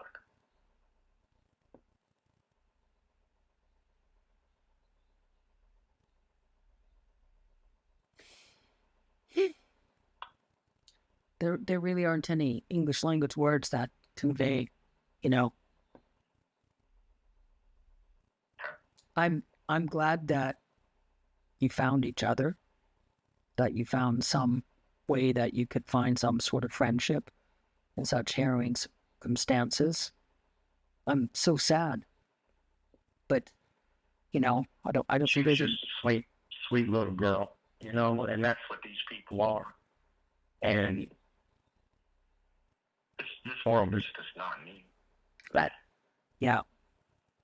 Do you have a sense that Trump and those perpetrators would specifically try to look for children they thought were really innocent to torture, like the puppies? Oh yeah, but like the more innocent they wanted to torture them more. Yes, it was about the experience to them didn't seem to be all that sexual in nature. It was about taking a bright little energetic youth and then just destroying that person, even if not physically necessarily, but psychologically and emotionally, like to the point where they just really were like traumatized for life. Uh-huh. That was what they seemed to enjoy doing. Yeah. My mother, Marilyn Riley, was of the exact same personality flaws that those rich people were. And as bad as my dad is, and as far as human beings go, I would say that he's just about a failure in every way. He wasn't even that bad. There was just some semblance of conscience with him. Like, I can remember at that party him just about breaking down into tears because it was affecting him emotionally to see me take that level of punishment or abuse or whatever. Uh-huh. So Lynn was a type of person. She would have smiled and laughed and had a really good time. That's who she was. And that's who Donald Trump is. And that's who anything is. Those three are like the last level of human as far as depravity goes. I mean, there's nothing in the way of watching another person suffer that they didn't seem to enjoy, would be the best way to put it. So it would be similar sort of psychopathy as John Wayne Gacy. Trump. Yeah. Yeah. If even worse. I can remember, Samantha was the first and maybe only person that Lynn got to kill, and I remember her being upset that she didn't get to be the one to kill her. Yeah. And that's the last part of what they used as leverage against me. And they had damaged her to the point where she was probably going to die anyway. But Samantha asked me, they threw her in the room, they had cut off one of her toes. She was not in a good way. I think that maybe they had broken her arm. But she was tough, right? And she asked me to choke her to death. And I did. And they used that, my parents used that as leverage against me for a period of time, telling me that I was the only one guilty of murder. So in my childhood brain, I thought that made sense. But I just did for Sandy what Sandy kind of did for Sarah. That's how you were looking at. Okay, so let's just recap, because that's important. I don't want that to get misconstrued. So Samantha, Sarah, Patricia. Which one was African American again? Samantha. So Samantha was African American, and you were all tortured and trafficked by Trump and the Trump Epstein pedophile ring. Yeah. Brutally tortured. When Sarah was going to commit suicide, Sarah was afraid to pull the trigger, and Samantha pulled the trigger, and so that Samantha could die, because Samantha was afraid to commit suicide. Sarah asked Samantha to pull the trigger. And then when your parents, Sarah had asked me to be in the room too, because she wanted, we cared about each other. Me, Sarah, Samantha, and Patricia were all just like, we kind of, Three Musketeers or whatever, we kind of stuck with each other because we did the best we could to look out for one another. But she wanted me to be in the room too, because she wanted to die around the people that she loved. And at that point, it was just me and Samantha. I don't. And was that at the brothel again? Or what was the location? Yes. Yeah, okay. I was at the brothel. Okay, and so that's when Sarah died. And then they had to clean up. The adults came in and took Sarah's body, but I remember Samantha and I had to use the, for cleaner solutions and clean up all the blood and stuff like that. Mm-hmm. And then when Marie Lynn and William Kyle tortured Samantha almost to death, Samantha was going to die. And then Samantha asked you to kill Samantha, similar that Sarah asked Samantha to kill Sarah. She showed me how to choke her, and I did it. What else did she say? Samantha? Yeah. She had saved me. She said to save her? Made me promise to live life for both of them. She made me promise that I would get through it.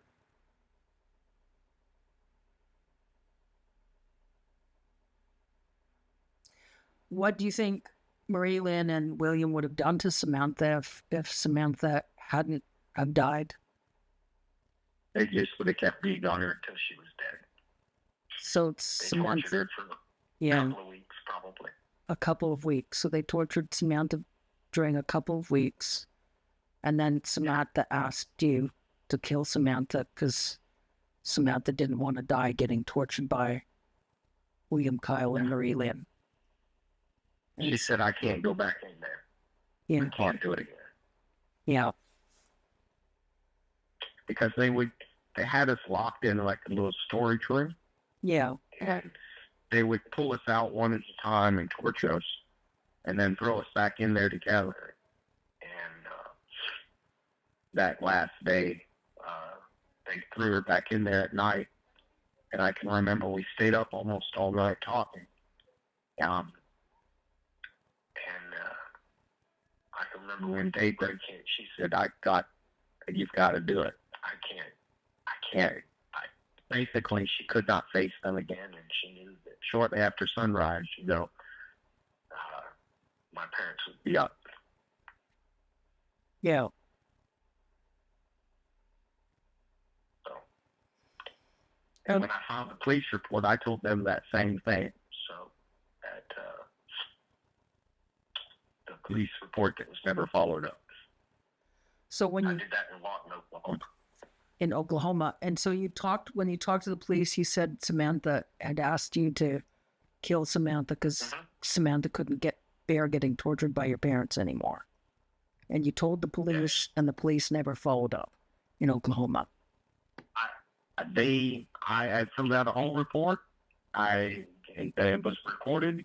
I gave them the exact same story I'm telling you, and I never heard back from them. And I don't know why. I don't know how deep they dug. I don't know why that investigation stalled, but at the conclusion of that, I felt as though law enforcement was not somebody that would do anything. Because I know that the investigations have to be thorough. Yeah. My parents were investigated over and over and over again, particularly my dad, in 3 different states.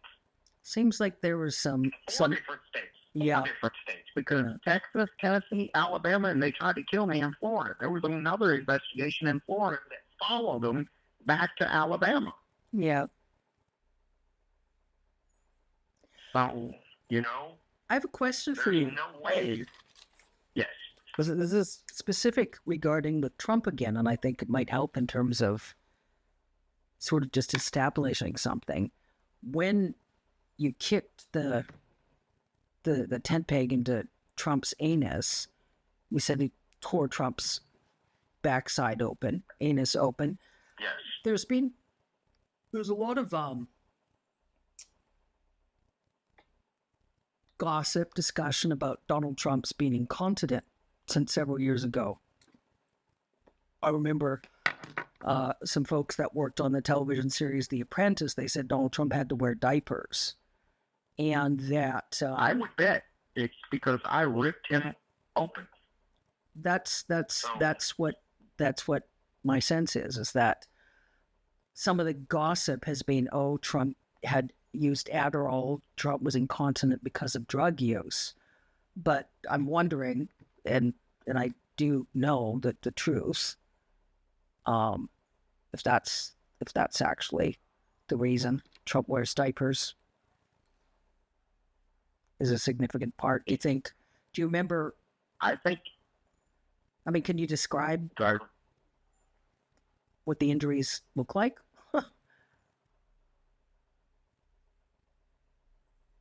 Do you remember enough to describe? I just remember. I remember the scream that he let out when I kicked him, and I remember backing away, and it was. I can't remember exactly what it looked like, but it wasn't just that he was hurt.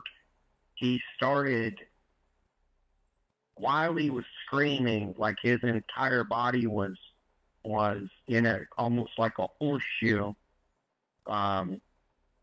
or he was just, yeah, vibrating or convulsing while he was just screaming at the. I remember his reaction being so loud that it scared me, and I kind of backed away.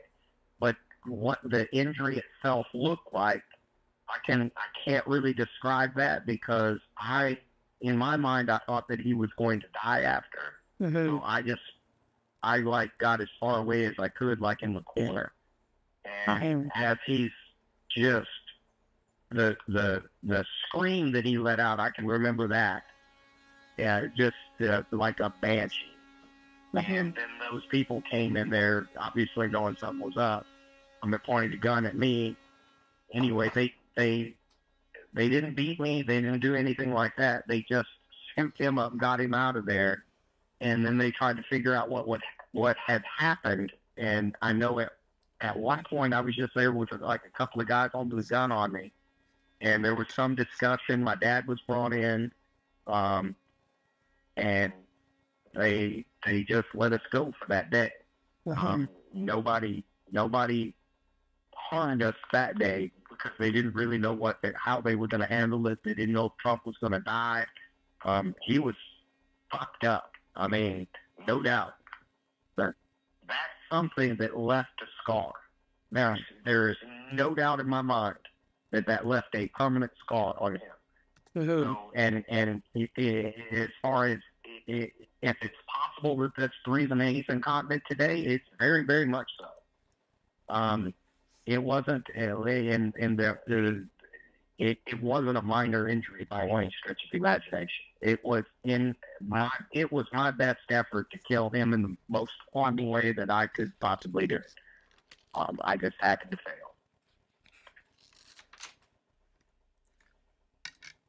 Well, you were 12, and you'd just seen Patricia tortured and raped and murdered. Trump premeditated the murder of Patricia to torture you, and then Trump tortured you. Extreme circumstances. You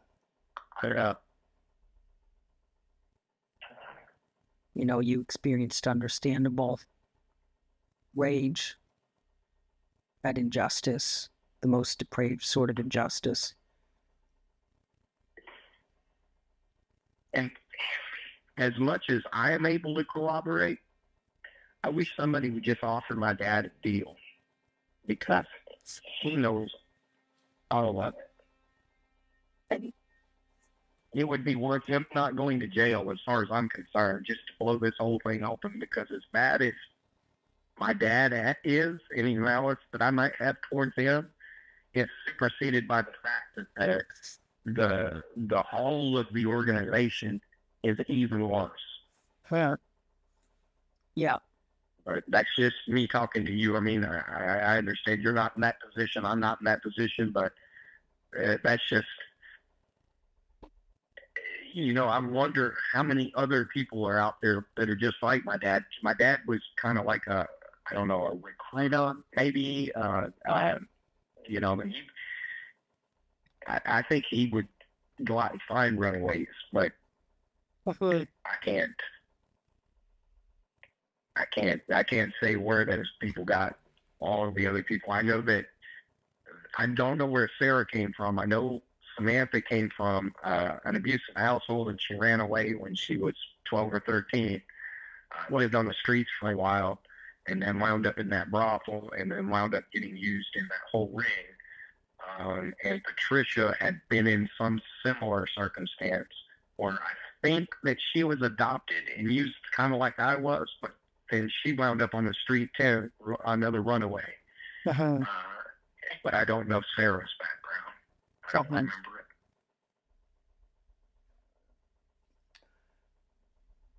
I think your dad was probably one of similar sort of recruiters they might have used in different locations, or in terms of the core group of like those specific torture parties, they might have tried to keep a quite tight rein on things. Yeah. Is there anything else you want to talk about right now? I mean, I think I have shared the bulk of what I remember vividly. okay. Sometimes another detail or something will pop up into my head. But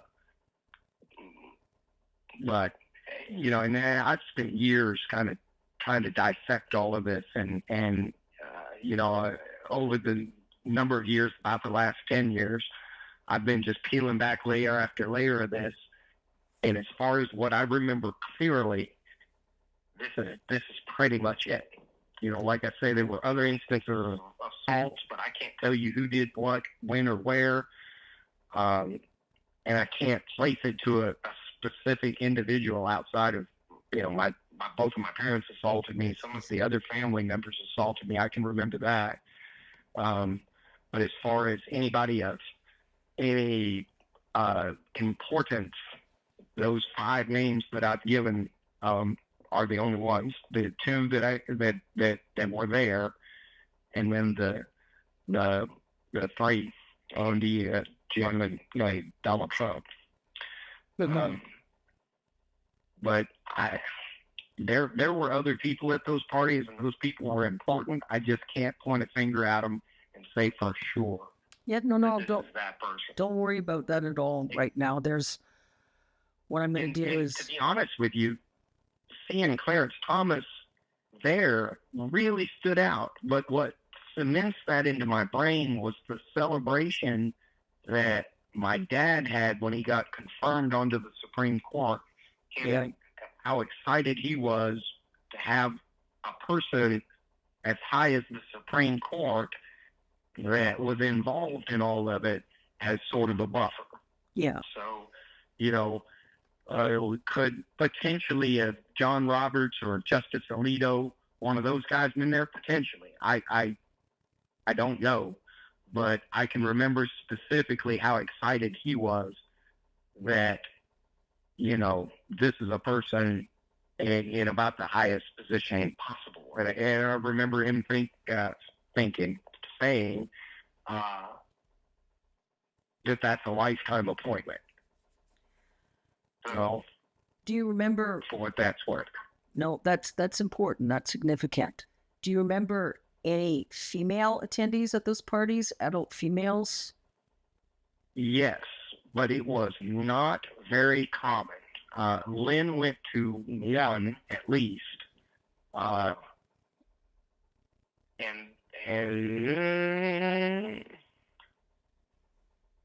they were rare. Most of the women that were at these parties were escorts or children. So there were some adult escorts at some of the parties for sure. And then there were possibly, before it got down to the smaller group of people at the end where they really did the more brutal, more heinous stuff, that was always just a bunch of men.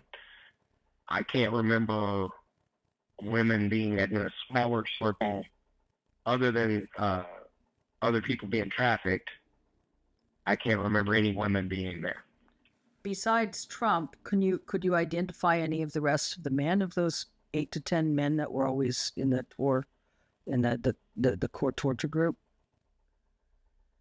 If you saw the No. photos? He would be the only one that I could clearly say that this person. The rest of them,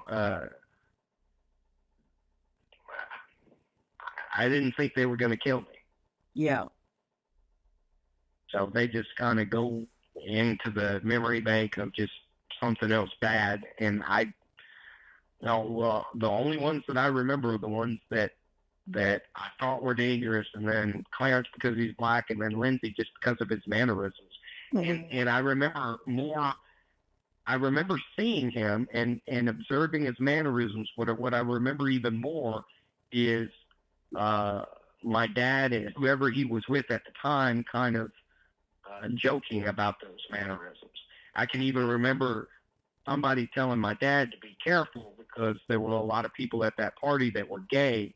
So if he got caught like making fun of a rich person that was gay or at least had the mannerisms and demeanor of a gay person, that it might cause my dad problems.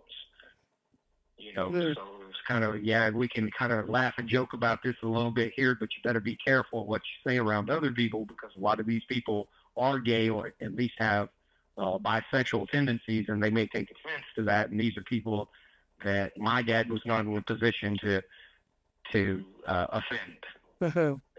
They. Okay. Well, what I'm going to do, I'm going to get this recording here, this second recording, and backups and so on. And then I'm just going to spend the rest of Saturday fairly quiet, doing some peaceful things, which I highly suggest you do as well. Just whatever you like to do that you experience and joy about. Yard work. There you go. If it's not too hot outside, it was pretty hot yesterday, but that's Yeah. kind of what that's my meditation, that or the gym, and I can't go to the gym today. Yeah, spend some time outdoors. I have a set schedule. Okay. Yeah. And then what I'll do, like I said already, I'd like to just get the text messages we've got and the recordings, and I'm just going to figure out in terms of,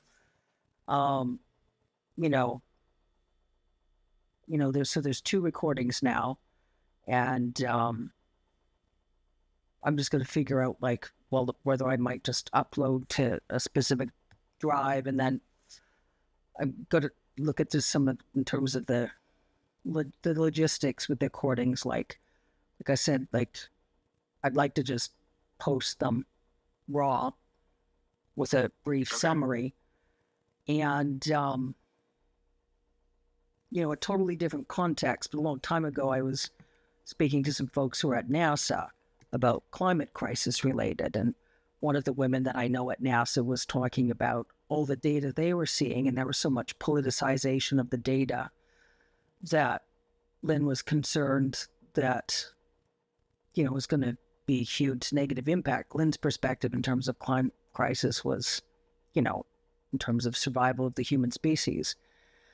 And we'd had some discussion about posting all of these data from all these different locations, the North Koreans, NORAD, just so everybody could look at the data and they'd be like, holy Christ, what the heck is going on? And then it's like a bit more simple to try to get folks of different opinions and belief systems to behave more unified. So slightly, obviously what we're discussing is quite different, but what's similar is, the truth has been suppressed. And very much so. It all comes back to greed, and these people have this defect in their soul or personality or whatever you want to say, and they're denying the climate crisis for the sake of money, and they're denying the pedophile ring because the rich people that are involved in it want to continue. Yeah. It's just a level of corruption that seems to permeate I don't know, in almost every direction. It's not everybody who is corrupt, or most certainly the average person, I would think, would be uh, very much against all of this, but Yeah. not enough people in key positions to prevent it from happening. And that's, Yeah. and to be honest with you, to some degree, it feels like the Democrats are just part of theater.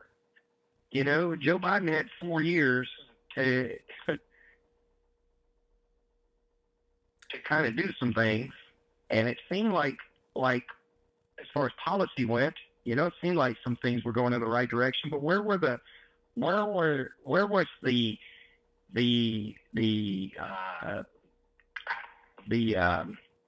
urgency with the guy that tried to incite a coup?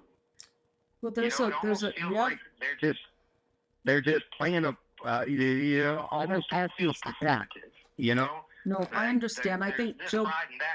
Yeah, I think Joe Biden was trying to do the right thing, and there's obviously a lot of folks, Republicans, that are involved in the pedophile ring and have compromise against them, and perhaps some Democrats. And I think it's one of those situations where, if Biden had more information, there's a lot more Biden would have done.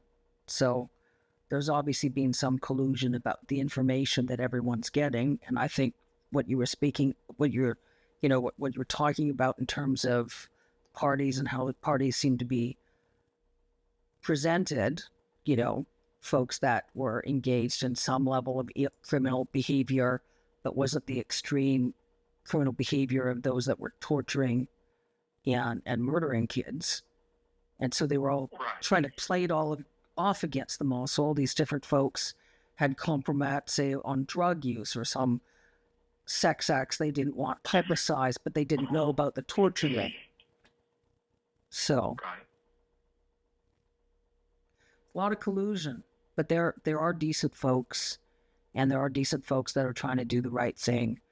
And I'll get these audio files. I'll get them looked at. I'll get them uploaded. I'll write a little summary. I'm sort of simmering about,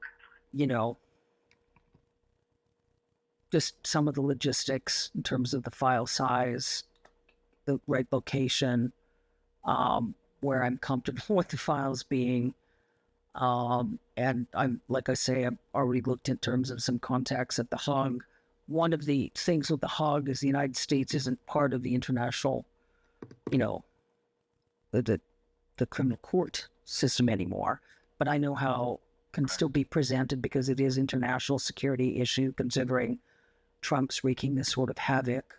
Now, Trump's attempting to wreak havoc on all sorts of folks in all sorts of countries regarding tariffs and all sorts of nonsense. And is it the exact MO you described with the puppies and with Patricia? So it's fun to enjoy watching the act of suffering play out. Yeah. In almost any venue that he has any part of. Yeah. And now with immigrations and detentions, disappearances in the United States, again, is similar. Yeah. Yeah. I don't know. I just, if Trump does one thing that's good for this country, it will be by being such a putrid human being, he will maybe expose much of the corruption around him. And that is my only hope for him. Other than that, he serves no positive purpose to mankind. Yep. But if his level of malfeasance somehow segues into the exposing of the misdeeds of some really bad people around him, that'll be the only good thing he's ever done. Yeah. That's just my opinion, but yeah, I have watched this presidency closer than any other because of my past, and good God, everything he touches turns to shit. Yeah. And it seems to be that he turns it to shit in the most callous and horrible way possible for as many people as he can make it that way. Yeah. Uh, it's it's it's incredible to me that so many people are on board with the suffering of others, and it seems to be the almost the selling point. Yeah. You know, I can remember discussing with somebody the other day. I don't care if somebody's here legally or illegally. At the end of the day, that's still a human being that we're talking about. Now, if this person has gone and murdered people or done something like that, well, then they should answer for it. But every person deserves due process. Every person. And that's the way the Constitution is written. That was one thing that all 9 Supreme Court justices even agreed on. Yeah. Is that everybody should get due process. Yeah. And so the fact that he is denying people that and trying to convince the masses that certain people do not deserve due process is just alarming to a degree that it actually is shocking to me that it isn't a line in the sand for everybody. I don't understand the reasoning behind some people thinking that because your skin's brown, you don't deserve due process, or because you crossed the border here, which is essentially a civil matter, a speeding ticket type of violation, you know, that somehow now that person deserves to suffer to death. On such a subject, something that I'm simmering with in terms of timing of publishing the files, you know, there's, on one hand, I want to publish sooner than later. But one of my siblings is traveling to the United States this week, and I told her not to travel. I said it was quite urgent not to travel. And she just hasn't read a lot of information. Yeah, I know. And so what I'm thinking, what I'm looking at in terms of logistics, especially since we've, you know, our discussion today, I need to confirm when my sister's traveling and her husband, when they're back in Canada. And I would want to make sure they're back in Canada before I post the audio file, just in case. I don't blame you. You know, because I just don't. I mean, it's one of those things, you know, I want to make sure you're in a safe location. I want to, I have a friend who's retired. He's American. He's worked as a defense attorney, but he lives in Canada now, at least half the year, and he hates Trump. And I got a call into him. He was a defense attorney in the United States, and I want to run through some things with him, see if he has some suggestions just in terms of preparation, in terms of, you know, so we're okay. So if there's a deluge of press, maybe maybe folks will ignore, maybe there'll be a bunch of press contacts. I just want to make sure there's a bit in terms of preparation there. So, but it is really urgent, I know, sooner than later. So let's just, you know, go step by step. Okay. Absolutely. I'll look forward to hearing back from you. Yeah, and there is one other entity that is right now going through some flight logs, and I think they're going to schedule talking to me tomorrow. I think it was the day that they had. So they are looking for my name and my dad's name in different itineraries to try to piece it together from a different angle. Yeah, and who are the folks you're speaking to there? There, I have the name on there. I don't have it on the top of my head. Hold on. Send them an email. Let me look at my email. The Christian Daily ICE list. Okay, that's right. So they're looking through there. Yeah. Okay. When you speak to them, maybe just tell them that. Don't mention my name, but just say you're speaking to someone that's helping them with.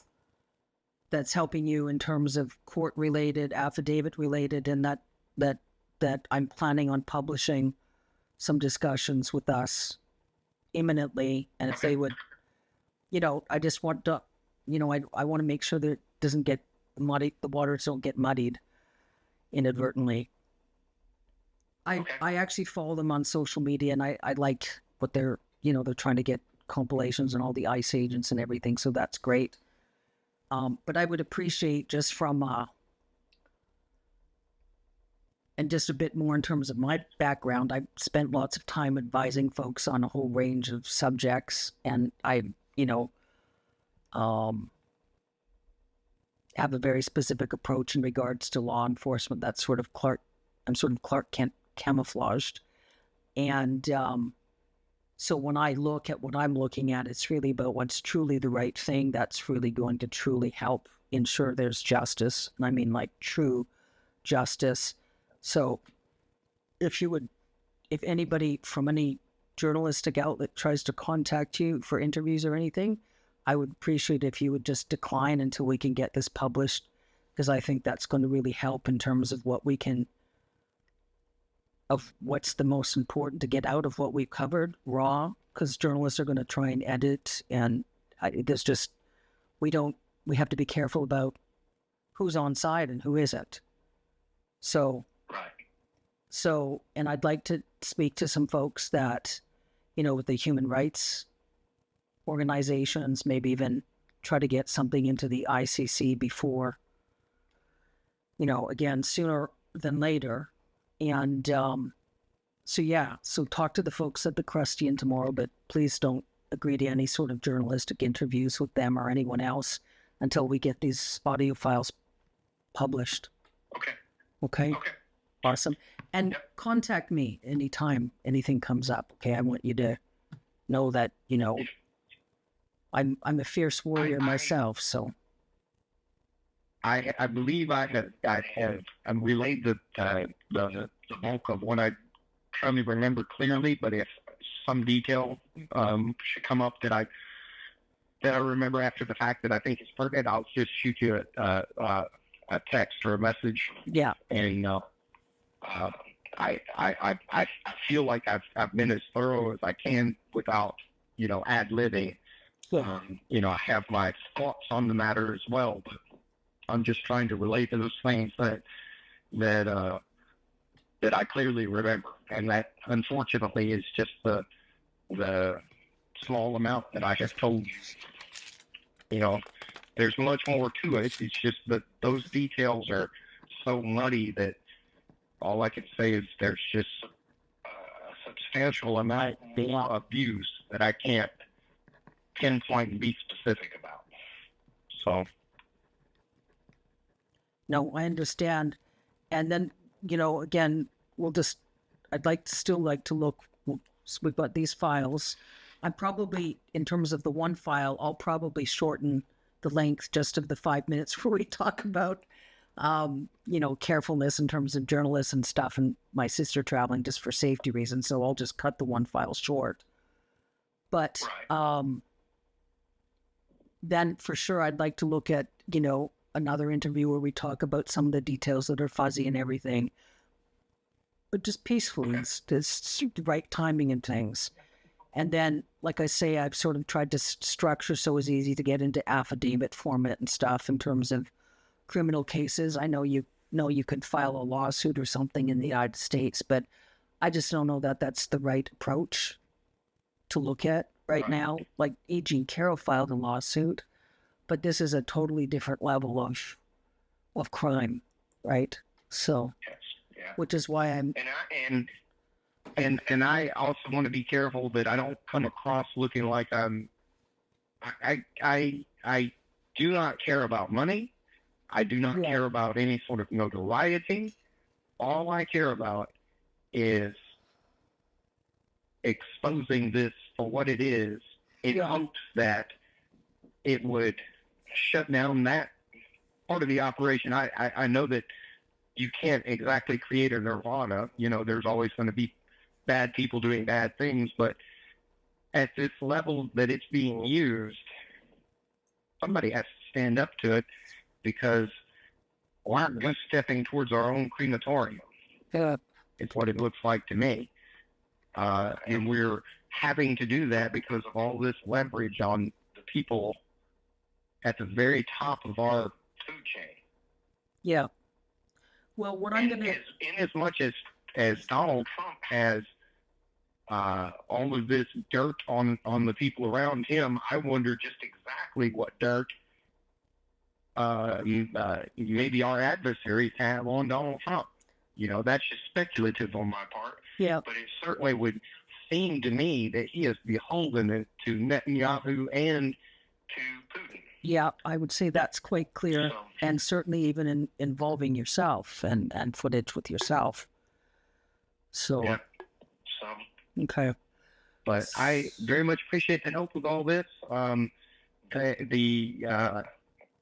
I've forgotten the name again, the crustacean or whomever, they are trying to put together the different flight itineraries. So okay. They and possibly I'm not sure who I spoke to about that, but apparently there's facial recognition software and there's an international county database. Yeah. So when child victims become adults, if they approve, and I do, being run through that system, they can, if it's ever been on the internet, they can do a lot of forensics. Did they say they thought they could help with that, or that they might have access to some of the software? I believe so. Okay. I believe so. I mean, don't mention my name, but just mention that, I'm helping you and that I might like to talk to them and you at some point. But just tell them I'm sort of looking through in terms of the ICC, and I'm doing some diligence there, just precautionary.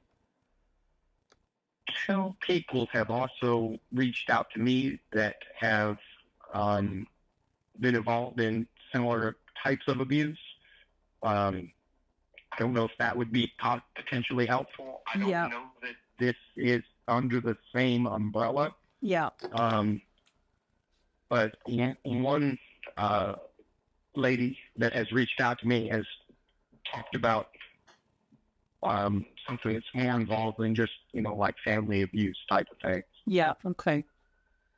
Yeah. No, we'll look at all those things. And what I'm looking at, something that would help me if you thought about a little bit in terms of sort of jurisdictions, if you were anyone either, you said you remembered accents and stuff, and then with Putin, just in terms of if there was anyone in Europe, and then specifically in Canada, it's one of the countries of the British Commonwealth, the Commonwealth of Nations. And if there's anyone in any of the Commonwealth of Nations countries that might help in terms of with jurisdiction. But like I said, it's international security issues. So, I would hope that, decent folks working as prosecutors in Canada and involved with the ICC and concerns regarding NATO and the Five Eyes Agreement would do the right thing and attempt to assist. So that's sort of what I'm trying to sort out a little bit there. But I know that as a very big start is just publishing the briefings. And like I say, I would send the briefings to some of the folks that I've advised during the years. I would publish and post them, and I'll contact after the briefings with the audio were published with the right preface, and right preface meaning so it was clear that what your position is clear what my position is, which is doing the right thing, right? Isn't about some financial interests or anything. It's about doing the right thing. Right. Sometimes doing the right thing involves finances, but that's not what we're talking about here. We're talking about honoring the truth. That's it.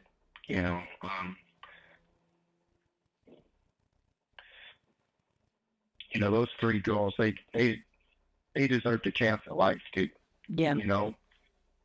And these people that somehow believe that they're elevated from the same rules and laws as the rest of us, decided that their own absolute monstrosity of desires was more important. And I just want to think that condition should be allowed to exist. Yeah. I forget who said it, but evil only exists, or something about good people doing nothing. Evil exists because good people do nothing. Something to that effect. Yeah. And I don't know, this level of evil, I don't think should exist, but we will see. Yeah. Okay. I'm gonna spend a little time outdoors and get some follow-up calls going, and we'll figure this out. Okay. All right. So thank you very much for your help.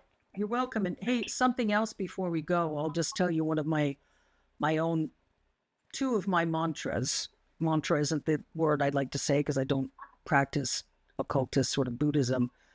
Two of my mottos, I guess. Honor self, honor all is one, and fangs forward, faith up is another. So that's my approach on these items, if that helps. I do appreciate all of the help. I do. Thank you. My hope is just that some good will come out of this. This is it. And if that just really exposing the bad people, then so. Sasha, I'll make sure. And how, I can't even quite really speak to you about how. I've already made sure there is justice, and it's much more immense than anyone else really experiences awareness of, and justice is here now. Okay. I appreciate it. I look forward to hearing from you. Yeah, I'll talk to you soon, Sasha. Thank you. You're welcome. Bye-bye. I don't have one with him as my lieutenant. No, direct commander. Okay. So before Michael, what's that? Oh, no, go ahead. Tell me, bailiff. Yep. Balis. First name Michael, middle initial R, and then Junior. Yeah. And unfortunately, this is the newer NCOE number 4561. Okay. And the commander at that time, I thought it was Captain Colicento, but the commander, who I don't remember talking to, but that was Captain Mendenhall, Ryan L. Ryan L. Mendenhall, what's the spelling? Mendenhall, and Ryan is spelled Ryan, middle initial L, last four of their social is 1124. Okay. And so, and to be a little more helpful for the dates, the date of my NCER was 2010, September 21st of 2010. So September 21st, 2010. Yes. Okay. So I would have talked to him about it probably within the year prior to that date, sometime within the year prior to that date. So year prior to the date, so 2009. Yes, sometime within that year, because a rating period is for 1 year. Okay. So sometime between 2009, September 2009, and September 2010. Yeah. Okay.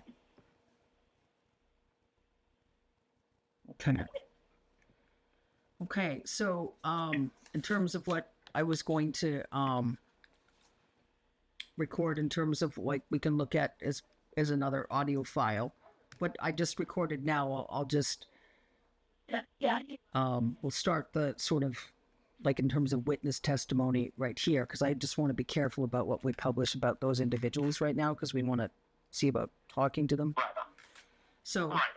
yeah. So, today is July 19th, 2025. And continuing with the interviews from tomorrow. From tomorrow. Today is July 19th, 2025. Oh, July 20th? My goodness gracious, it is. So, yeah, today is July 20th, 2025, and we're continuing with interviews from yesterday during July 19th, 2025. Yes. And I wanted to just recap what we had spoken about the girls. So there was 10 to 12 films, one snuff film we spoke about yesterday, conversed about yesterday. There's one more circumstance similar where you were there when the girls were killed after the filming. There were at least two girls that were killed.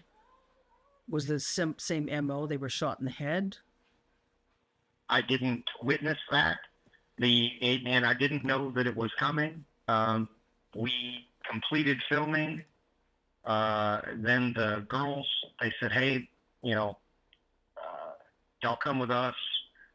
You help pack up the equipment or clean up or do something, in reference to me. And there was another person in there with me, besides the girls. And I could hear a gunshot, but I wasn't witness to it. It was outside. And I can remember the other person saying, just focus on what we've got to do. That's not us or not you or whatever like that. Mm-hmm. So, I can remember wondering if it was going to be my turn next or whatever. But, as far as, witnessing it or anything or knowing what happened after or how they,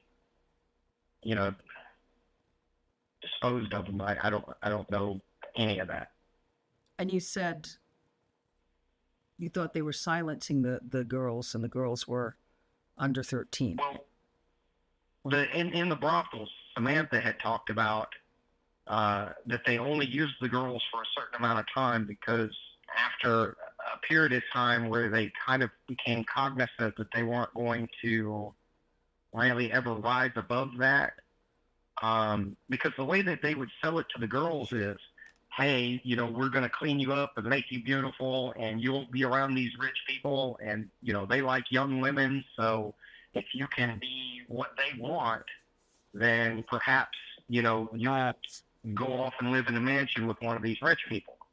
But that facade or that lie or whatever only survives for so long because they're horribly abused and things like that, and after a period of time, they just kind of become aware that this is their station in life. They're never going to be, I guess, the arm candy of one of those rich people flying on Learjets, Mm-hmm.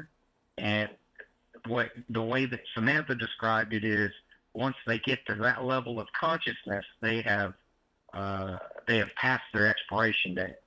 So they would only use the girls for a certain amount of time, and they were either recruiting or finding. I don't know how they got the girls, but I can remember even in the brief period of time that I was there, because I wasn't there for longer than just a few months. Yeah. Maybe even just like a couple of months. But even in that small period of time, I saw 1, 2, 3, 4, 5 people killed. 5 killed during 2 months. Yes. Yes. I saw Sarah die. She was there or I was there when she died. Samantha killed another one of the girls. That was and I think she just killed her because she kept causing problems, to be honest with you. And then the 2, which I believe it was 2, it may have been 1, it could have been 3. I wouldn't swear, on the number, but I believe it was 2 in that one shoot. And then the one girl that was killed during the filming, she was killed on film while the cameras were rolling. Yeah. And then Sarah was committing suicide, you said. Yes. Yes. Trisha to terrorize you. Yes. So those were additional killings on top of the 5 during the 2 months. Is that? Well, let me count again. So yeah. Sarah, but down. There's another one that I saw killed too. So Sarah which was sort of more of a suicide but then Samantha pulled the trigger, right? Yes. Okay. And then one other time where one of the colonels was executed in the brothel, and that was in front of all of us. So one of the girls was executed in the brothel. And did you say that Samantha did the execution? Did they force Samantha to do the execution or no? Two separate instances. The one girl that was executed, I did not know her. I don't know if I'd ever even hardly spoken to her, but she was killed as some sort of retaliation. Somebody was beating Samantha, and I got involved in it. And again, it was one of those people that you couldn't touch. So they came and they didn't kill me. They didn't kill Samantha. They just killed this other girl. And I don't even think she had anything to do with it. So was that the one in the brothel? That was one of the ones in the brothel, yes. And then Samantha killed this other girl just because she had beat up one of the other girls, and she kept stealing stuff, and she kept like trying to cause problems with the people running it, and she murdered her. Okay. So that was even separate of all of that. So, and I know I'm thinking of more and more. Yeah, I suspect you'll think of a lot. All of these things are kind of compartmentalized a little bit. So I'm thinking, I understand. Okay, this happened. Yeah, it's okay. Well, I understand. There's a lot. You've been through a lot, and you're trying to diligently remember, and remembering. You'll probably remember a lot more, and how I'm making sure is comfortable. So is So there was, during the 2 months, there was at least 5 girls killed, and the killings were all related to the Trump-Epstein pedophile ring. There was executions, snuff film, silencing the girls. And now, at that brothel, I never saw anybody except this big-bellied hillbilly that ran it. Yeah. And then one other, I don't know what you call it, some mobster. That was the one that came in and shot the, kind of terrorized all of us, pointed the gun at all of us, and then just shot kind of one girl at random. Okay, so a mobster. Yep. And I have no idea who he was. Just some older guy, gray hair, pinky ring type person, Yeah. And when the 2 girls were killed after the filming, tell me again what the other individual said to you, that you're good, they won't kill you, boys are hard to find. Like, I was working, maybe packing up stuff or cleaning, or I don't remember exactly what I was doing, but I remember that I want to say we were breaking down the stuff that they had used to film it. And when I heard the gunshot, I stopped working, and the guy was basically to the effect of, this doesn't concern you, just focus on what you're doing. So I kept doing whatever it was I was doing. And he said, boys are hard to find. You're good. Boys are hard to find. He said, you're good. Girls are a dime a dozen. Boys are hard to find. Something like that. That may not have been the exact words, but it was something to that effect. Yeah. So it sounds like in the case with the Trump-Epstein ring, in terms of whoever they thought was expendable, disposable, the girls that were under the ages of 13 years old that were considered, would you say it was more about, were they financially poor? They would just dispose of them as they got older, more aware? Yes. Okay. Yes. Once kind of the gig was up, where they knew that the lies that they were being told were ever going to materialize, that no matter what they did for these rich people, they were just being used. Yeah. they didn't want them around to kind of spoil the ones that still believed in the narrative, because the structure of that was try to get the girls to be enthusiastic, willing participants, you know, for these rich people. And once they had reached a certain level of trauma, then they just kind of had no use for them. Okay. So, from your experience, all the girls that you were exposed to during those particular 2 months, they all died. Yes. Yeah.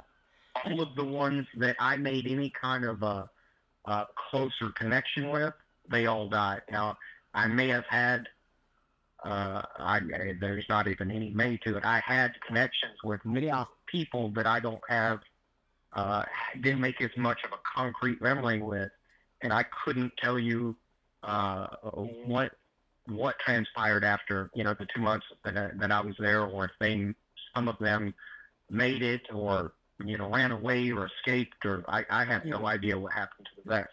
And was But that there were always specifically, Oh, go ahead. that was specifically when you were at the brothel during those 2 months? Yes. Okay. And when you first met Trump, you were about 8 or 9, and then the last incident with Trump, you said, was when you were 12 or 13. That's correct? As far as I know, I wouldn't swear. It could have been a more compressed time frame, say 9 to just 11. But within those years are all that I remember, around 8 to probably 12 or 13. Yeah. But there's a chance that it ended even before the 13-year mark. But it would definitely be within that time period. Okay. Because beyond that, my life kind of changed a little bit, and there wasn't, after that incident with Andy Biggs, I do not have any recollection of either being abused by anyone outside of the family or any of those rich people. I had no more connection with any of that moving forward that I can recall. Okay. And where did you go then after that period of time? Were you still with Marie Lynn and William Kyle? Yeah. Okay, so after Tennessee, after the films, Yeah. when we moved to Alabama, there was I couldn't even tell you for how long, but there was a period of time where I was taken away from them, placed into some sort of foster care. But I eventually, once the investigations into their activity petered out, I eventually made my way back into their house. Yeah. Okay. Okay. Is there anything else you think would be helpful for us to converse about during this recording? Not that I'm remembering at this time, Yeah.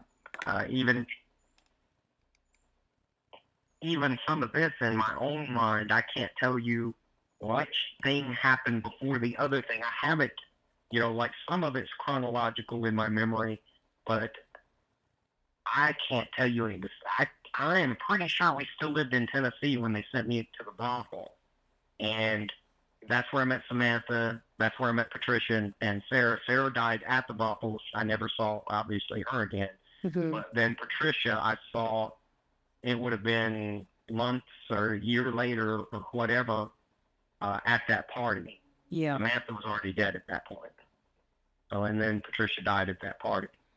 So Samantha was already dead. Go ahead. So Samantha was already dead. Sarah died, and then Samantha, and then Patricia. Yes. Okay. And I can because I could just remember when Patricia died. I kind of changed something inside of me, and in that, in my mind, I had just kind of lost my only friend, or my last remaining friend, and in my reasoning, there's no one left but me, meaning that the next person they're going to kill is me. Yeah.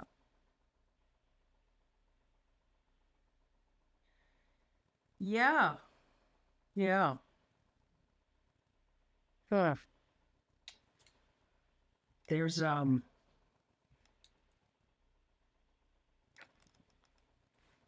yeah, gosh, golly. You know, that's horrific circumstances. Yeah. I thought there was another. And, you know, like a lot of these girls that just come up missing, that's where they go, man. They're in that type of a situation until, you know, they take them back home, bury them out in some farm or some other place, you know. And it's sad to say that, but it's the truth. Yeah. Yeah. Yeah. And I remember that Samantha went by. She's the only one that I ever heard a last name, and I believe she went by Samantha Jackson. And the police did run her name through there. At least they said they did, and it did not match a missing person for their database. So, I mean, I don't know if that was her real name or it's just something she went by, but I do know that I can remember her talking to me about just don't ever kill somebody for these people because then they own you. And that was part of her problem, is that they had used her to kill somebody, and so she figured no matter what, she was screwed. Did Trump ever visit the brothel, or Trump was usually at the parties on the farms? Just at the parties. I couldn't tell you who all went in there. Yeah. I can just remember Lynn dropping me off of there and just telling me how horrible it was going to be the whole trip. And, you know, I stayed there for however long, and then she came to pick me up. She got some money, but it wasn't very much, and she got angry. And whoever was running it just kind of laughed in her face because, you know, they said, "What are you going to do? Take us to small claims court?" You know? Yeah. And what year did Lynn commit suicide again? Where Lynn? 1980? 1980s? No. It was no. It was. Hold on, I can tell you. Just about.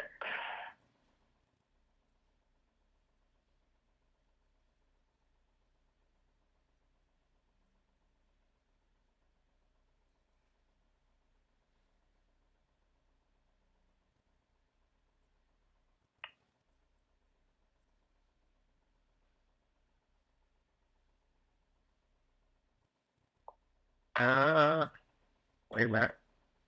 No, that's not her.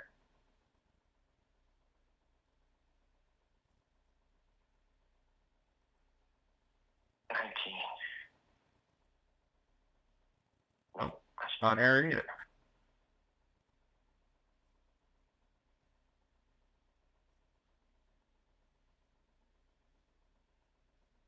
Let me put in text if that might help.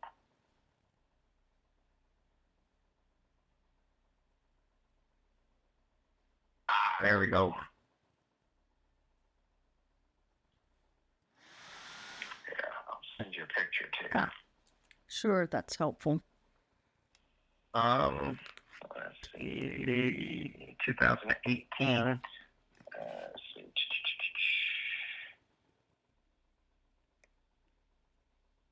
So recent, that's right, it was recent. Yeah, let's see. She passed away peacefully during the night at her home in Johnson City, Texas, July 28, 2018.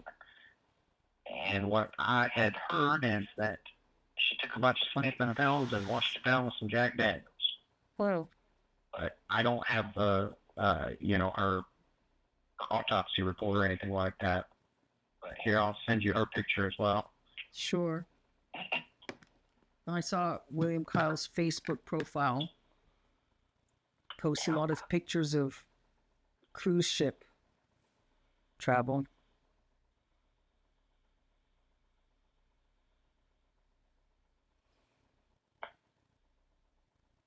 So, I'm just going to pause recording here right now. Okay. And And causing that was just some sort of a special degree of just terrible person, you know? yeah, that's like in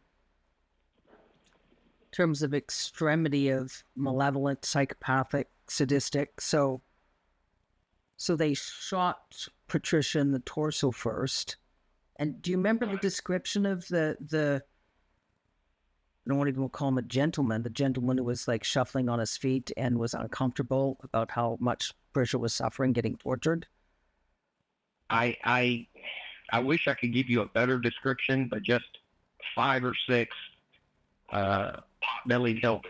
You know, kind of if you looked at older pictures of my dad, they just kind of look like him. Just larger, thick people, not necessarily fat, not necessarily what you would think of as like a country boy, a big country boy. You know, beards, a little bit of hair. You know, Yeah.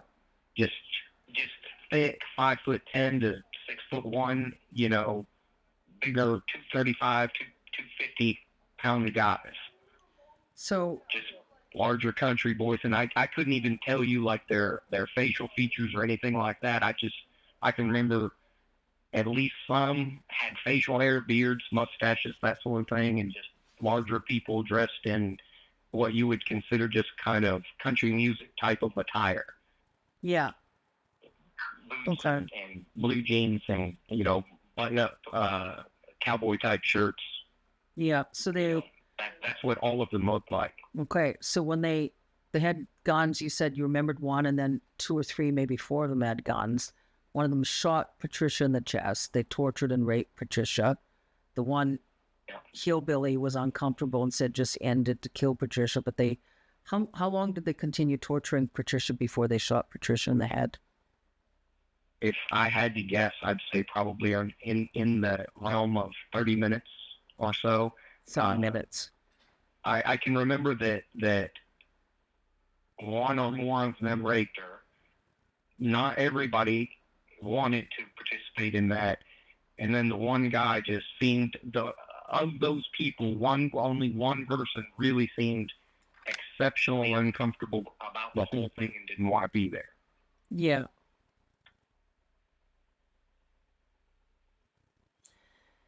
And Patricia said Patricia wanted to die. That was what you remember Patricia saying to you, to kill Patricia? Like, or that Patricia was just saying they had beaten her like so badly. I don't know if all of them had beaten her, but one of them beat her, hit her really hard in like the ribs and things like that. She was having trouble breathing. And in my estimation, I think she already knew that they were going to kill her. And she just said, please just kill me. Something to that effect. Yeah. And I can remember looking at her and saying, baby, you're going to come be with me right now. And she looked at me and she smiled. And I said, I love you. And one of them shot her. Yeah. And she was having trouble. I said, just look at me. Don't look at them. And the other guy, he was breaking down. That guy that I'm telling you was shuffling on his feet. He said, I mean, he got a little upset or agitated or something and said, just fucking end it or just shoot her in the fucking head, whatever he said, because he was not enjoying it, like the guy that was doing the, I guess you just call it torture. Yeah.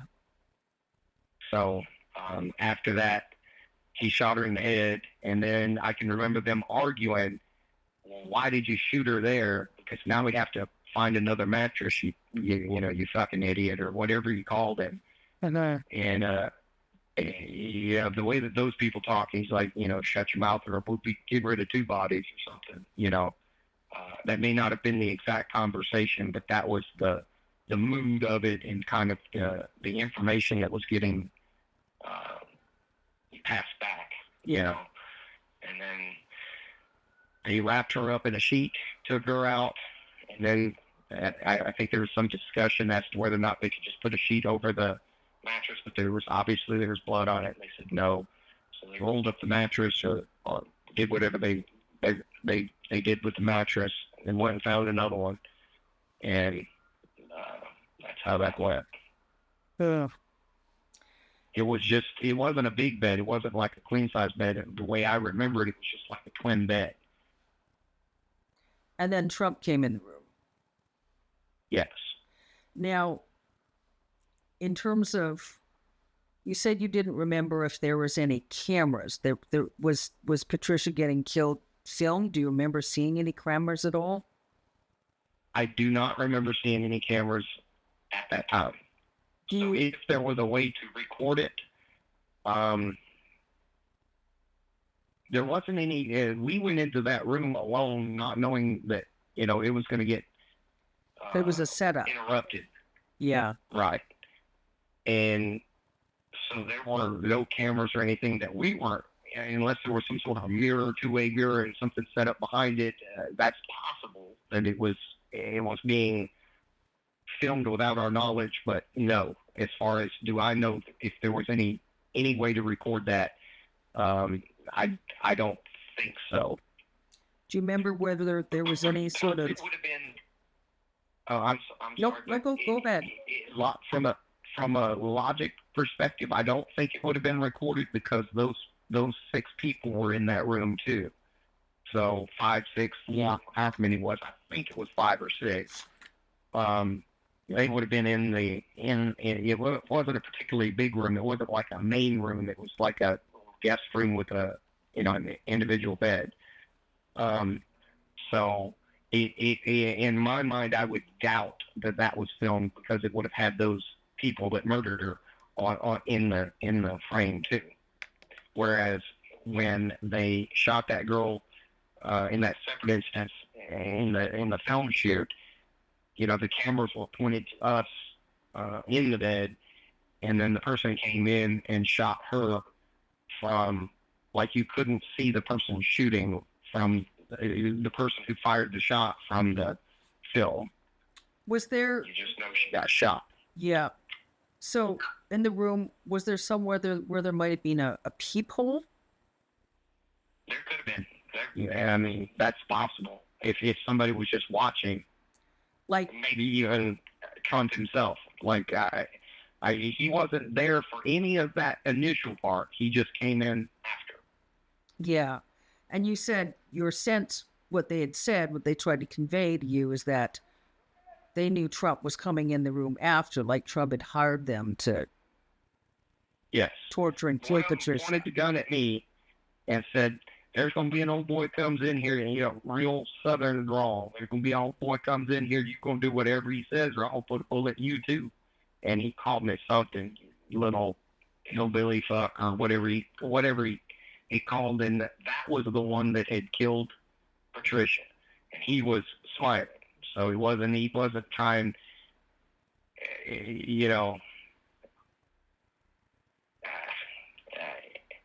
I just remember how much pleasure he took in the kind of the horror of the situation. Yeah. Well, I'm trying to just get a sense in terms of, because it seems obviously that obviously they knew about Trump, that Trump wouldn't just like stand in the hallway and cool his heels. It's the sort of situation, right, like from what you've described, what I know of Trump, that Trump would have wanted to hear what was going on or watch. That's possible. I can't remember the exact layout of the room. Or that Trump just wanted, or Trump just wanted you terrorized when Trump came into the room later. It definitely wanted me afraid. Yeah. There's no doubt about that. And if that was to do with his his desire to make the experience as helpful for me as possible, or whether that was for his psyche to give him some protection because I was kind of already known, I think at that point, as being somebody that would fight back to the best of my ability. Yeah. You know, so it could have been either circumstance, but it was definitely to shock, traumatize, and make me more pliable, I guess, in terms of acquiescing to whatever he wanted to do. Yeah. And I can just remember thinking, I'm gonna kill this sumbitch if I can just get an opportunity. You know, I'm a child at this point, you know, around, we'll say 12 years old. So he's a much larger person than I am, and of course 40 years ago he wasn't feeble. So, you know, I was looking for that vulnerable point where I could try to kill him, you know. Well, that's understandable context. You know, there's a lot of, you know, policy, legislation, law per country where, you know, that's a situational extreme circumstances when you're acting in self-defense. You had no idea at that point whether they might just come in and kill you right after. They'd said if you didn't do what they call Trump the old boy wanted, that they'd shoot you in the head as well. Yeah, they never said his name, I can tell you that, but I recognized him, and then I didn't see him until a number of years later on Lifestyles of the Rich and Famous. I don't know if you remember that with Robin Leach. Oh, yeah. But I saw Trump on one of those episodes, and I knew that was him. Yeah. So at that time, I did not know that this is Donald Trump. It's just that later when I saw him on the Lifestyles of the Rich and Famous, and I said, well, I know that rich asshole. You know, because in my mind, even as a child, you know, they present on TV, you know, these rich people being, you know, something that you want to be. But from my experience, human beings on planet Earth. Yeah. Well, you know, there are folks that are financially wealthy that aren't as utterly horrifyingly malevolent. You sure? Right. You sure? My adult me knows that, but there are a lot. There's obviously a lot. You encountered the worst of the worst, without question. Yeah. I am hopeful though that they have already made one connection, and if they do any more digging, all they're going to do is find more connections.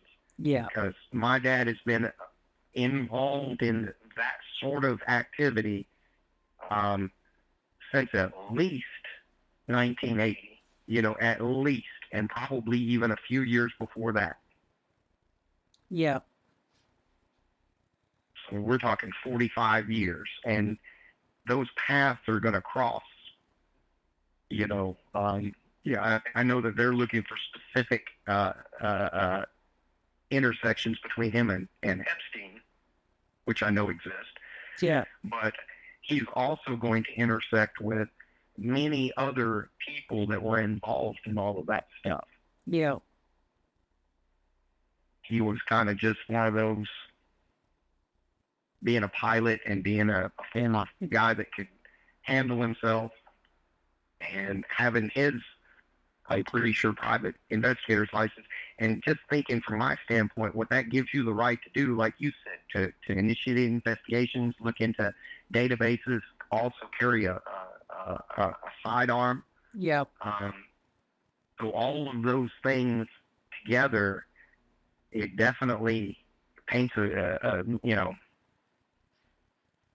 definitely paints a picture. Yeah. So in terms of Ed Offerman, I would be careful. I wouldn't contact him if Ed contacts you again. Is the sort of situation where, if you had any idea, like in terms of who was corrupt and who isn't corrupt, it'd be like more like, you know, in terms of investigations. I think I have some contacts in terms of human rights lawyers and so on. And that might be where we find some more Dudley Do Rights that could help even in terms of like prosecutors, whether in the United States and the ICC and so on. There's one or two Americans that have been involved in civil rights, one involved in civil rights cases that I think might help. That might be able to help. Yeah. So, okay, day by day. Once I'll get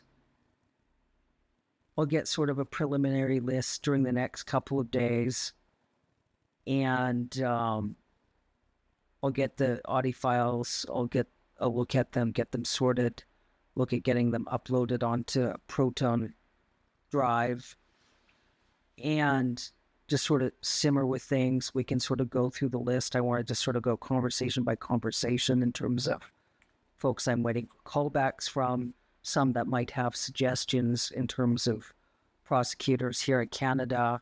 And then I just want to make sure in terms of careful contacts with, I don't want to waste time talking to Americans. I don't want to waste time speaking to Americans that say they're going to behave helpful and that don't help. It's not right, you know. So, and I want to be extremely careful in terms of Americans just, you know, because of the circumstances. So in your case, I think it would be a good idea, just prudent, just to have a go bag packed, you know, just. I always do. Oh, good. You know what I would love? If you would send me a text or something just with what you generally have in your go bag, just as, because that's helpful for me to have a look at, just in terms of, you know, earthquake preparedness and so on and stuff. I'd love to have a look at what you. It's funny that you say that, because I was just recommending, because of all these floods, to some people that they pack one, and they were asking me the same thing. And I was just saying, hey, your birth certificate, your social security card, you know, your very important papers, your passport, anything that you cannot reduplicate, yeah, you know, for your life. And then, you know, like clothes and stuff like that aren't necessarily that important. You can leave with the clothes on your back and still rebuild. Money, jewelry, firearm if you have one. Yeah. But that's kind of it. I don't have anything sentimental or anything like that. It's just the thing. As a matter of fact, it's on my bed right now. That's why I got my paperwork for my to relay first on Bayless's information. Okay. Yeah, but I would definitely, I'd probably love Canada anyway. You guys are friendly up there, way more friendly than that. Yeah, a lot of folks that travel here, they're shocked by how, you know, most of the Canadians they come across are like super helpful and all that good stuff. That way here in America. Yeah. It used to be 40, 50 years ago. It was an entirely different experience here in America. And to be honest with you, from somebody that's been here almost my whole life, it's absolutely heartbreaking to see how it's just how we've been divided. Yeah. You know, how it's an us versus them, and if you're on the red team, you're bad, and if you're on the blue team, you're not a patriot, and all this bullshit. And a lot of it just seems performative anymore from both sides to a degree. But yeah, one side is definitely, if you just look at the money, that's what. In my opinion, I could be wrong. Yeah, no, it's quite different. It's quite different indeed. So, okay, well, let's, you know, radio silence with everyone else. Keep in touch with those Allen analysis folks. Might be interesting. I'll see about us get a better sense of things about, you know, a conversation with them, maybe. Like a you and I and the folks from out. Did you talk to anyone at the Crustacean yet? I have not. I answered them back. They have not reached back out to me. But the last contact I had with them before I spoke to you was that they were going to go and see if they could make a connection to either William Sasha Riley, my legal name now, Manuel Sasha Barros, my name before it was changed, and William K. Riley. So through those flight logs. So I don't know if they are still working that aspect of it, or if they have thus far run into a dead end, or what. But I had delayed my reaching back out to them, just kind of waiting to see what was going to transpire here. So that's where we are with them.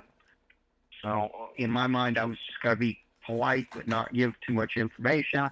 If they did reach back out, because I certainly don't want to brush them off, especially if they're actively, pursuing leads and stuff like that. But I wasn't going to necessarily push forward and, or do another interview or anything like that. Not at this time anyway. So that's kind of where we are with that one. But there were initially that reached out. You were one of the four. The other two we've spoken about in the Crustacean, they have not had further contact. Okay. I think we shall see. Yeah, I think if they follow up, just again, I just have a really strong sense that should really be radio silence. Okay. I'd really like to see, in terms of speaking to some ethical prosecutors. Yeah. It sounds good. I definitely appreciate all the follow-ups thus far. It's kind of, like I said, I'm a little nervous and anxious, but as long as this can get peeled back a little bit, I feel like we're going to open the whole can of worms. Yeah. Good, bad, or indifferent. It's like somebody said, well, why can't, and this is just on the line, so the sentiment from most of the people is if this is just going to decimate the entire government, well, then the entire government needs to be decimated. If the bulk of our institutions have been serving to use us as slaves and keep it quiet, then, we need to purge that system, So, yeah. There are definitely some influential people, though, that's going to expose that aren't going to be too terribly happy about it. I don't know. Yeah. Well, those perpetrators don't have any say in the matter, so. Exactly. Yeah. Well, all right. Well, I appreciate everything. I will be waiting to kind of hear something else, and we'll take it from there. Sounds good. Enjoy the rest of the day, and I'll look forward to checking in soon. You do as well. Thank you. Okay. Bye-bye. I don't mind at all. Okay, so I'm recording right now. So, yeah, looks like so there's obviously a lot of activity. I've seen there's some reports that they're really trying to push. Lindsey Graham was asking for a special counsel to get appointed to investigate Obama for treason. So seems to me like, at least was what we were speaking about yesterday, the very fundamental question is, what sort of crimes are the Republicans willing to attempt to commit to try to squash this story? Well, it doesn't seem like there's anything that's off the table. Yeah. If, and this is just speculation, I've read things that suggest it, but I wouldn't present it as fact. But if they have already used the system to silence Epstein, then you would have to make the logical conclusion that there is no barrier, for them other than what they believe they may get away with. It would, that would just be where I would be from a logic standpoint if I were if I were questioned on what I thought.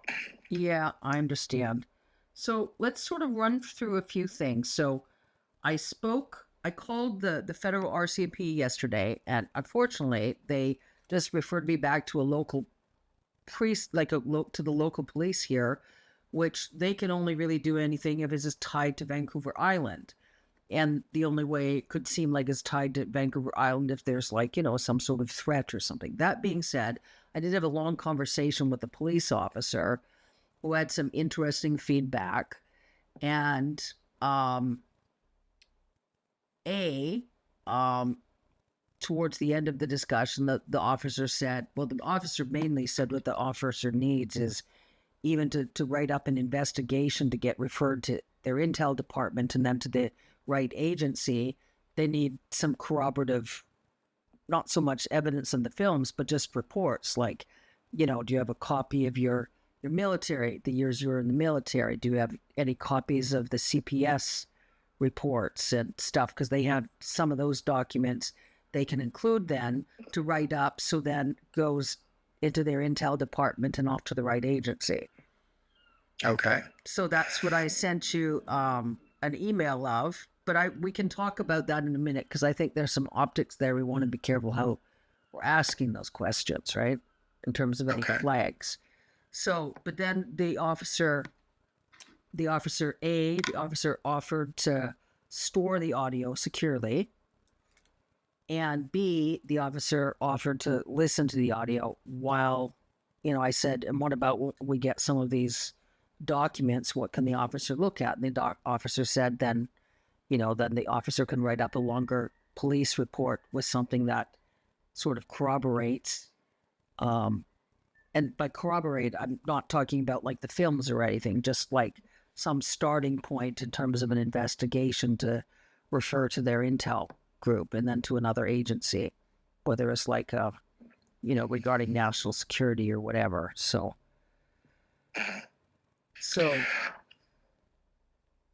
I have an idea. Yeah.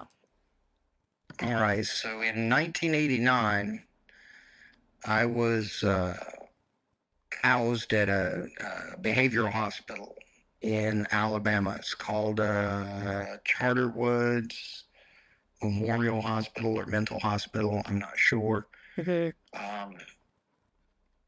My parents had accused me of being on drugs, so I wasn't. Not at that point in my life. I have experimented with drugs since, but not as a child, not willingly as a child. So anyway, that would have been the first time that I talked about Donald Trump specifically by name. So I'm going to go there as soon as I get my bike back. It could be as early as tomorrow, but I'll take a little road trip and see if I can't get that paperwork. The hospital itself has been closed down, but as I understand it, all medical records have to be stored in the medical archives. And I forget which city that's in, but Alabama's not very far from me. So I'll take a trip down there and see if I can retrieve those, because that, in my mind, is the best connection that I have, because I mentioned him by name. That was the first time that I did that. Yeah. Okay. So that's great. Now, I think with the information, if you can't get from them, I know you can file a Freedom of Information Act request. My only concern was that we really look at if you suddenly start filing all these requests on police reports and CPS reports, would that flag anything? And I don't want to talk to any journalists to get them to flag. I was hoping police requests, and I'm even looking carefully at, how could I look at requesting, or can I do so somehow anonymously? So that's what I'm trying to sort of sort a bit there. What else? Now that would be extremely helpful information, obviously, those files. The other one that you can request that would help would be anything from your interview at Fort Carson. Okay. Are you comfortable to?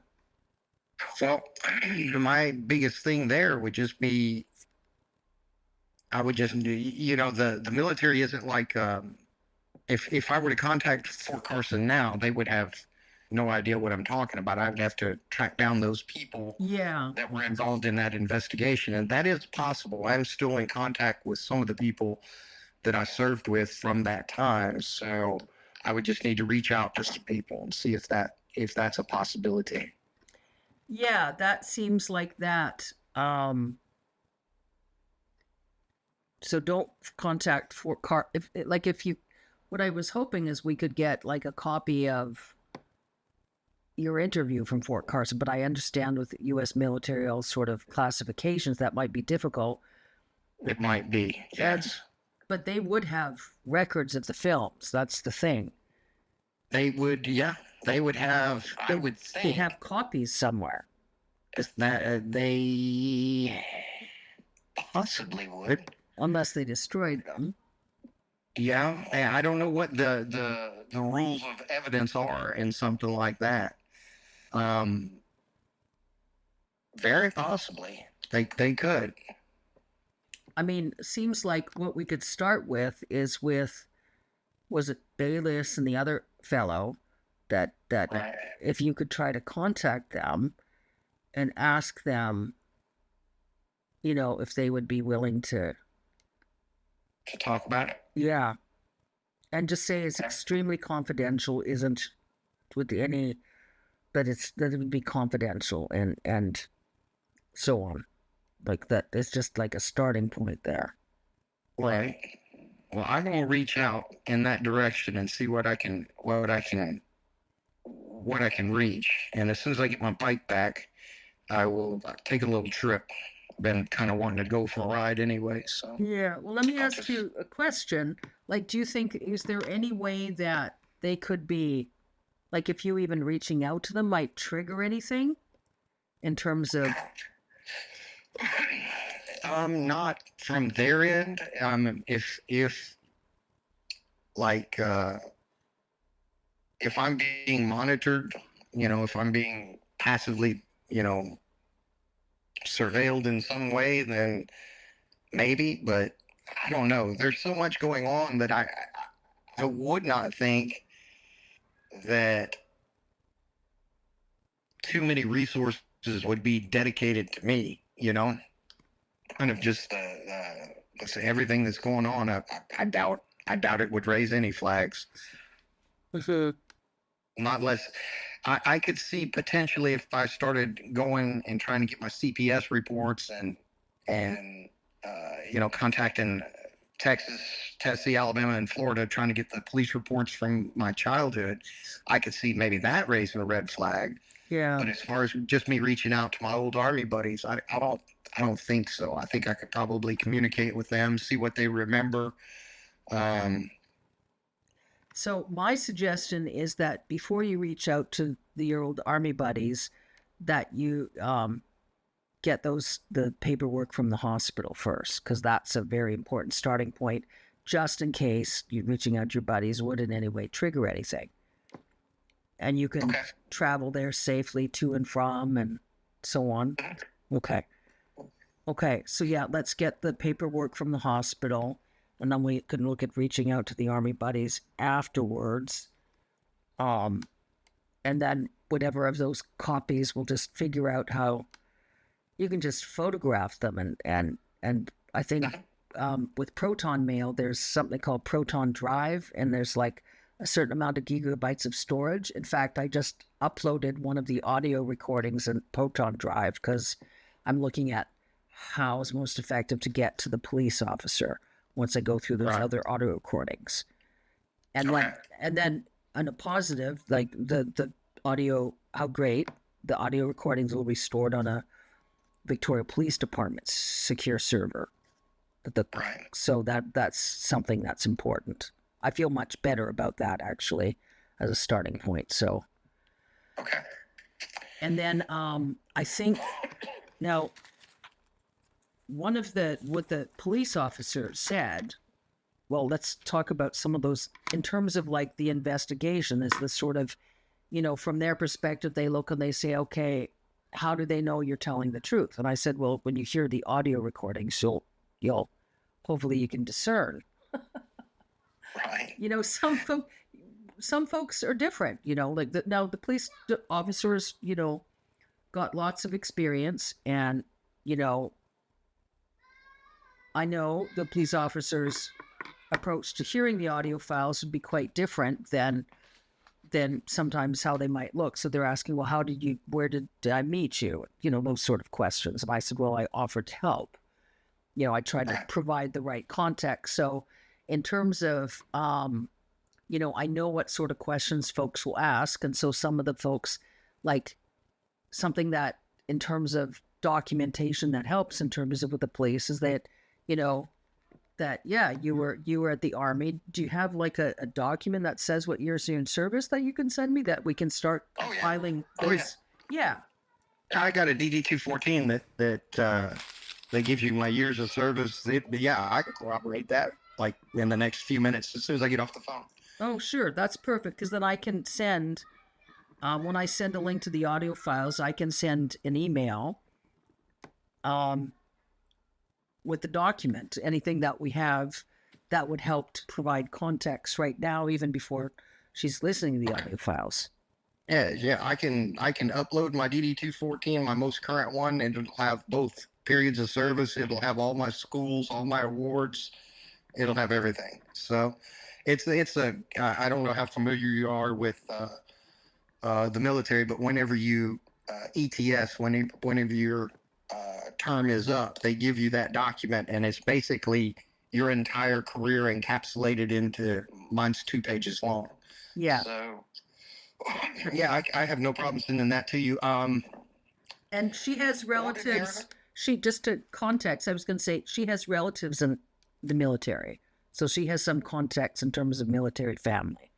So, okay. That's the only thing I might redact off of that is my social security number. And I would only do that by putting like a little piece of paper or something where the social security number is. Sure. Just in case it gets passed around, I just, don't want my social security number to have access. And I won't even redact the whole thing. I'll leave my last 4 or something on there. That would be perfect, because I think that's pretty standard in Canada on documents, just the last couple of digits. Okay. I'll do that as soon as we get off the phone. I know right where that's at. That's in my go bag. Awesome. Now, then another thing to ask in terms of with the military, when you were questioned, did they give you any documentation when you were questioned about the films? Do you have any notes from those years or anything? No, nothing like that. Okay. I can just remember getting pulled into the office, and really the only question was, these movies are obviously older. How old were you when you did them? Is that you, and how old were you when you did it? Yeah. And I said, without seeing the movie, I couldn't tell you, but it started at 9 and ended at, I remember it starting out at about 9, and then it ended around 13. So about the same thing I told you. That hasn't changed over the years. Okay. It is possible, however, that 9 is just where I begin to remember it, and it is very possible it was happening before that. Mm-hmm. So if I'm inaccurate, that would be the only way that I am being inaccurate, is just not remembering more. Okay. Well, I think when we have some further discussions, sort of, I know how I can ask some questions that might help a bit with memory. But like I say, I'm really focused on what's actually empowering, So in terms of like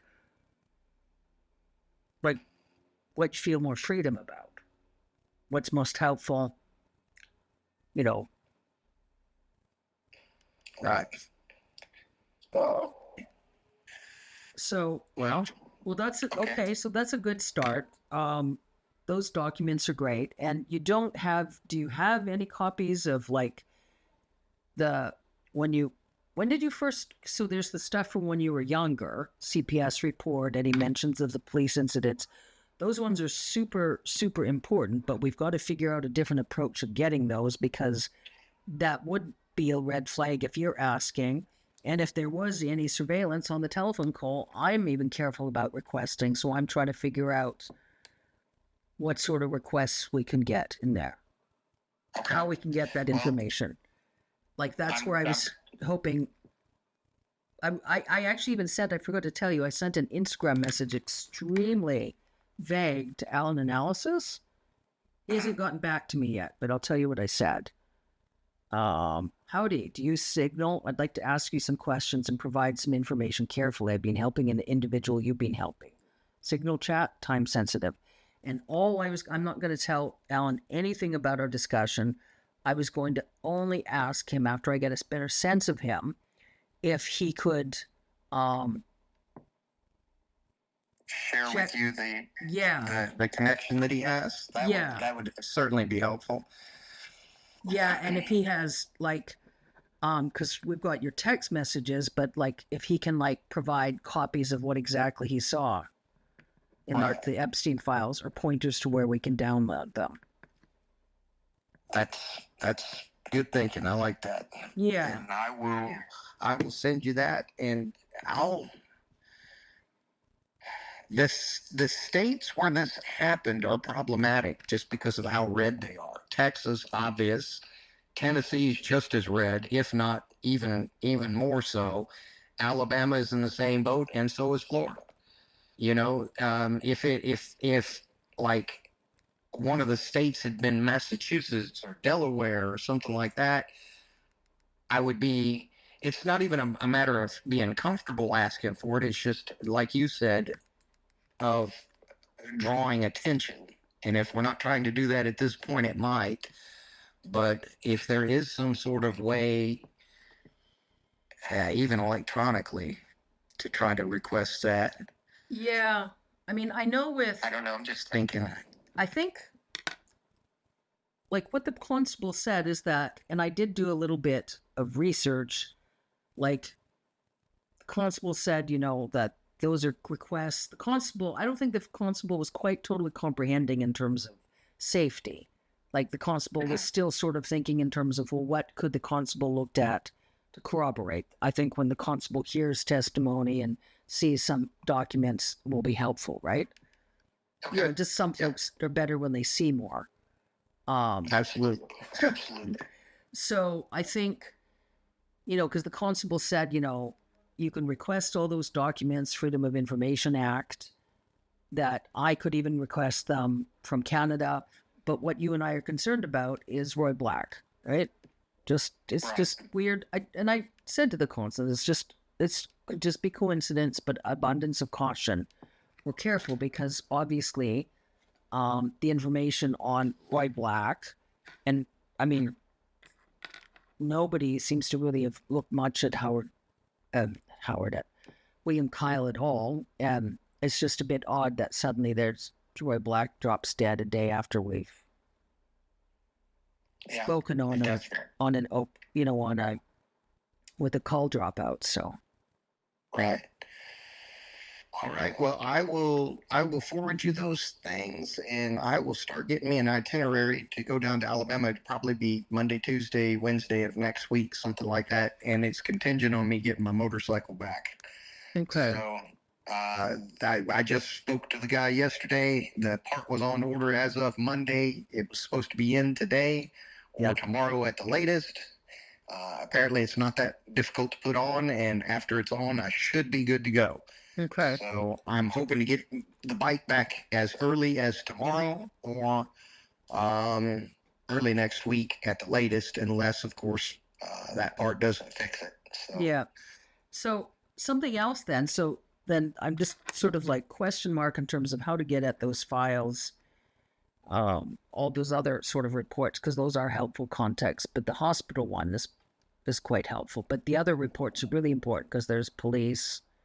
Because didn't you said there was a police report filed regarding the complaint to Samantha, regarding Samantha? Oh, yeah.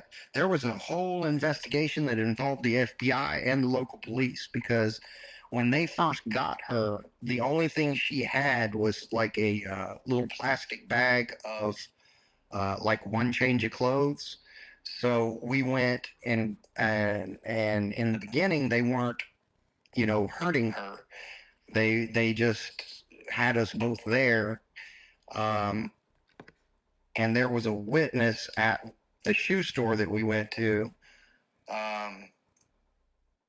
that remembered both of us because we were kids, and it was her being a black girl and me being a white kid. It was just something that stood out to to the witness there, she was a slender black lady. And I know she was part of the investigation because she thought something was fishy even in the store. Just the way that Lynn was acting. Lynn was the one that actually took us out to get these clothes. But yes, there was an investigation and nothing came out of it. But it was more than just like a welfare check or something like that. They came and did a full investigation. They did find blood in the room that we were being stored in.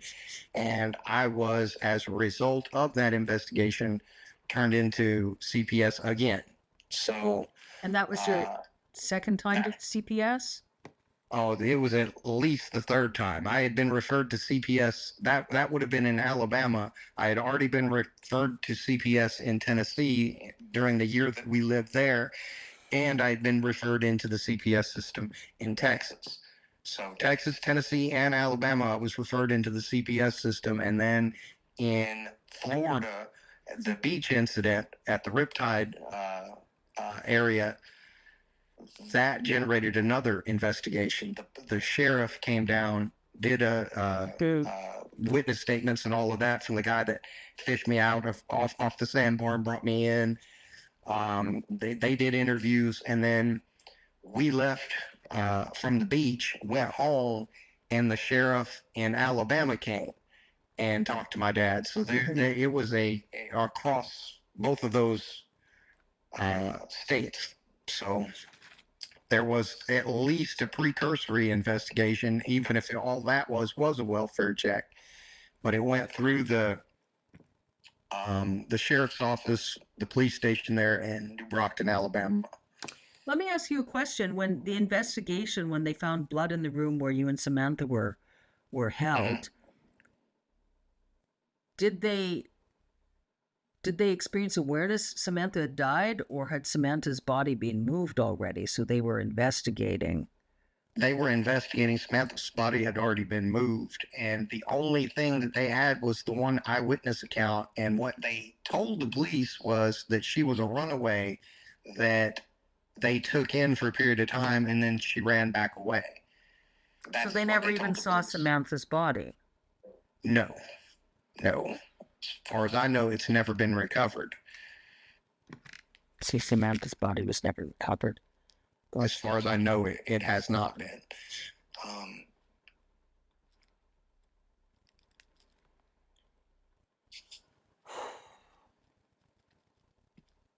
But that blood in that room was from heaven.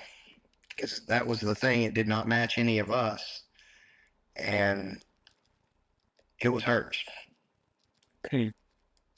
Now, let's see. So Samantha's body wasn't recovered. There was a full investigation, and you said you told the FBI what you remembered, or you told the police that? I told the police many years later. Many years later. Okay. But not right then. Recall. Many years later. Yes. I don't think I was even allowed to speak to the That's what I recall. Officers. Okay, no, that's okay. That's what I remember you said. So yes. Years later, so let's just jump forward a bit in terms of, you told the police when you filed your police or FBI reports? Years later. So what years did you file those reports? Would have been around 2021. 2020, maybe? 2020, 2021. Yes. Okay. So, and then you told the police. Yes. I said, and you know, I really tried to stick with the things that could be verified, like going back and looking at the investigations and stuff like that. I remember more stuff that you can't get anything to really corroborate. So, you know, I just tried to focus on, okay, well, I know this generated a police report. I remember this generated a police report. So I just stuck to those things, which was kind of the same thing that I did with you. You know, now I don't actually have those police reports, but they should exist. Yeah, and those again are ones that you can request copies of those police reports or FBI reports. And that's one of the questions the constable asked me, and I think it's helpful just in terms of perceptually. The constable said, well, why don't you have copies of the police reports? And I said, well, I would ask you that. That's, you know, early in our discussions. Let me ask you a question. When you got the police reports and so on, that was 2020, 21. I mean, I know that when I filed complaints, you don't usually get a copy right away. You have to request the report, right? So when you filed those reports, what's the standard in the United States? They offer you copies. Is it just assumed that you would have to request a copy of those reports?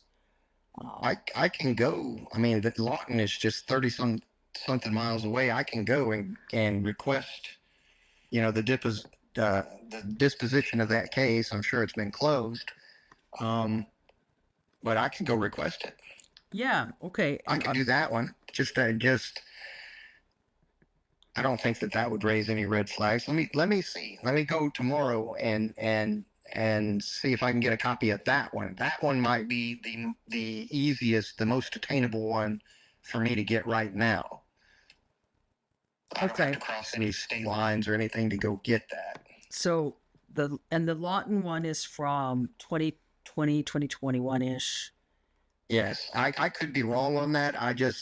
I'm in my mind. I'm thinking I still had my Jeep, so that would have been around that time because I was trying to remember what vehicle I drove. And that was the first time as an adult that you'd filed a police report, right? Yes. Okay. Yes. And did you file an FBI report during the same year, or? I reached out to the FBI. You reached out to them on first through social media, and then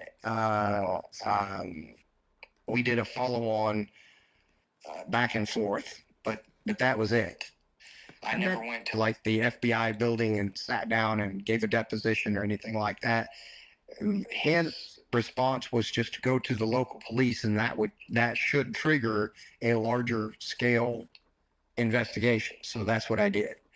To the best of my recollection, I reached out to the FBI in the beginning because I knew that the FBI had been involved in the one in Alabama, in that investigation in Alabama with in regards to Samantha, and also they were involved in the investigation that landed the parents of the girl that I did the one movie with in Tennessee in jail. I know that the FBI was involved in that one as well. So I figured they were, as the larger scale operation, they would be the ones to go to. But they then referred me back down to the local police. Sort of what occurred with me yesterday when I was trying to get in touch with somebody more in international policing with the RCMP. They seem to, whatever their sort of procedures are, they seem to sometimes get a little caught up in following procedures instead of thinking like of the specifics of each case. So right. I understand. So, okay. So you talked to the FBI. They told you to go to the police. You filed the police report, and you can get a copy of the report in Lawton. Yes. Now, I'll do that tomorrow. Okay. So Friday, were you just sort of like, let's sort of set a sort of standard about check in with me morning and evening wellness checks, okay? I would just feel better. Yeah, absolutely. Okay. And I will get you that at the DD-214. I'll get you that in the next few minutes here. So DD-214, and then Friday you'll get the police report. Yes, and then the medical, the paperwork from the hospital. That's a little bit more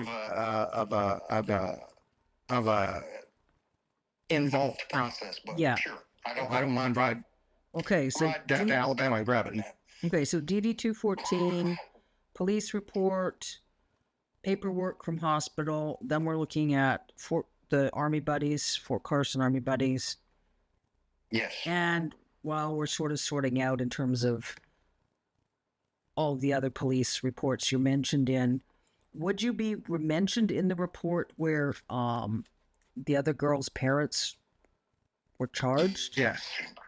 Yes, because they investigated my parents. They knew it was me in the video. They just didn't have enough evidence to convict my parents.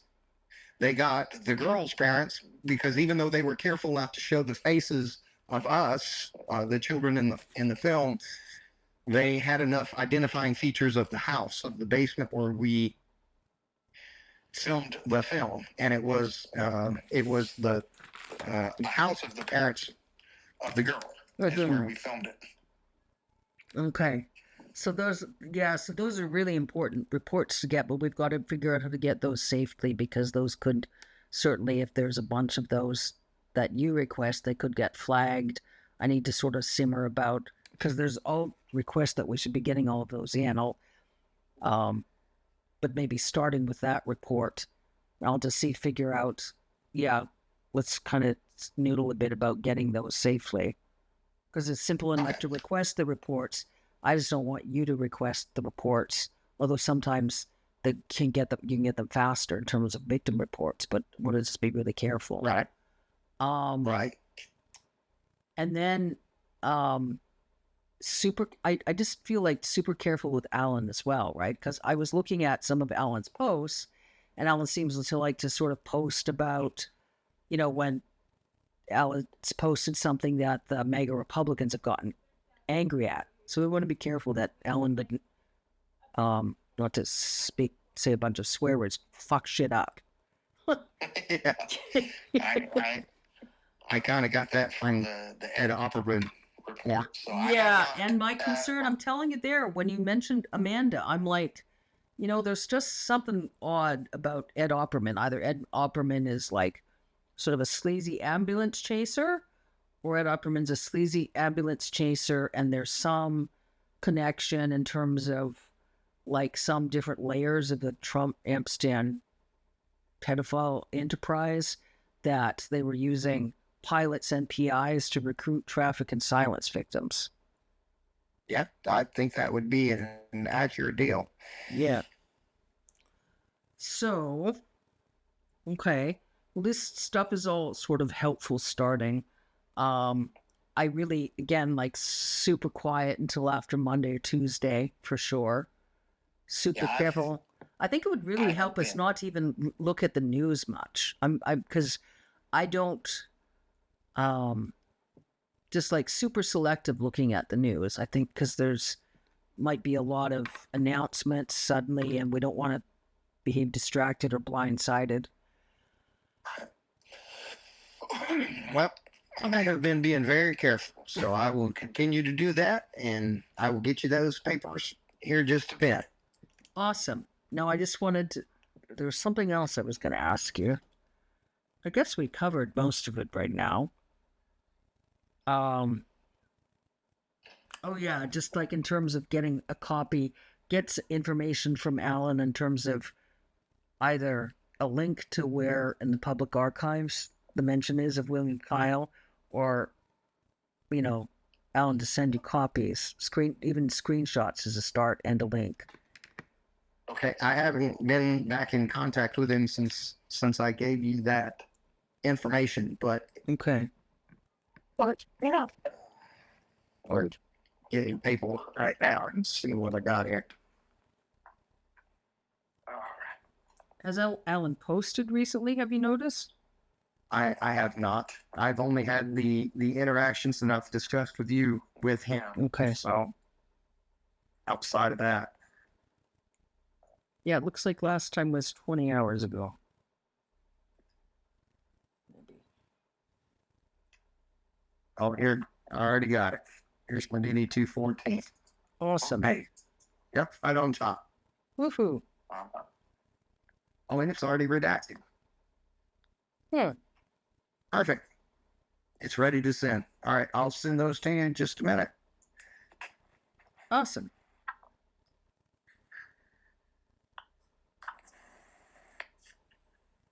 Oh, just a second. Okay. Yeah, I was just checking it. Okay, yeah, no, we're good. Yeah, get those off to me, and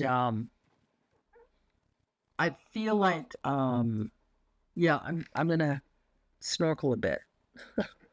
Okay, sounds good. I hit some golf balls yesterday. I'm gonna snorkel a bit and stuff, and then I'm just sort of pacing in terms of going through those audio. But at least it's all underway now and so on, and I'll get some other copies to some other folks today. All righty, sounds good. And I'll get you these. You'll get them in the next 5 minutes, probably. Sounds good. All right. Talk to you in a little bit. Talk to you soon. Bye-bye.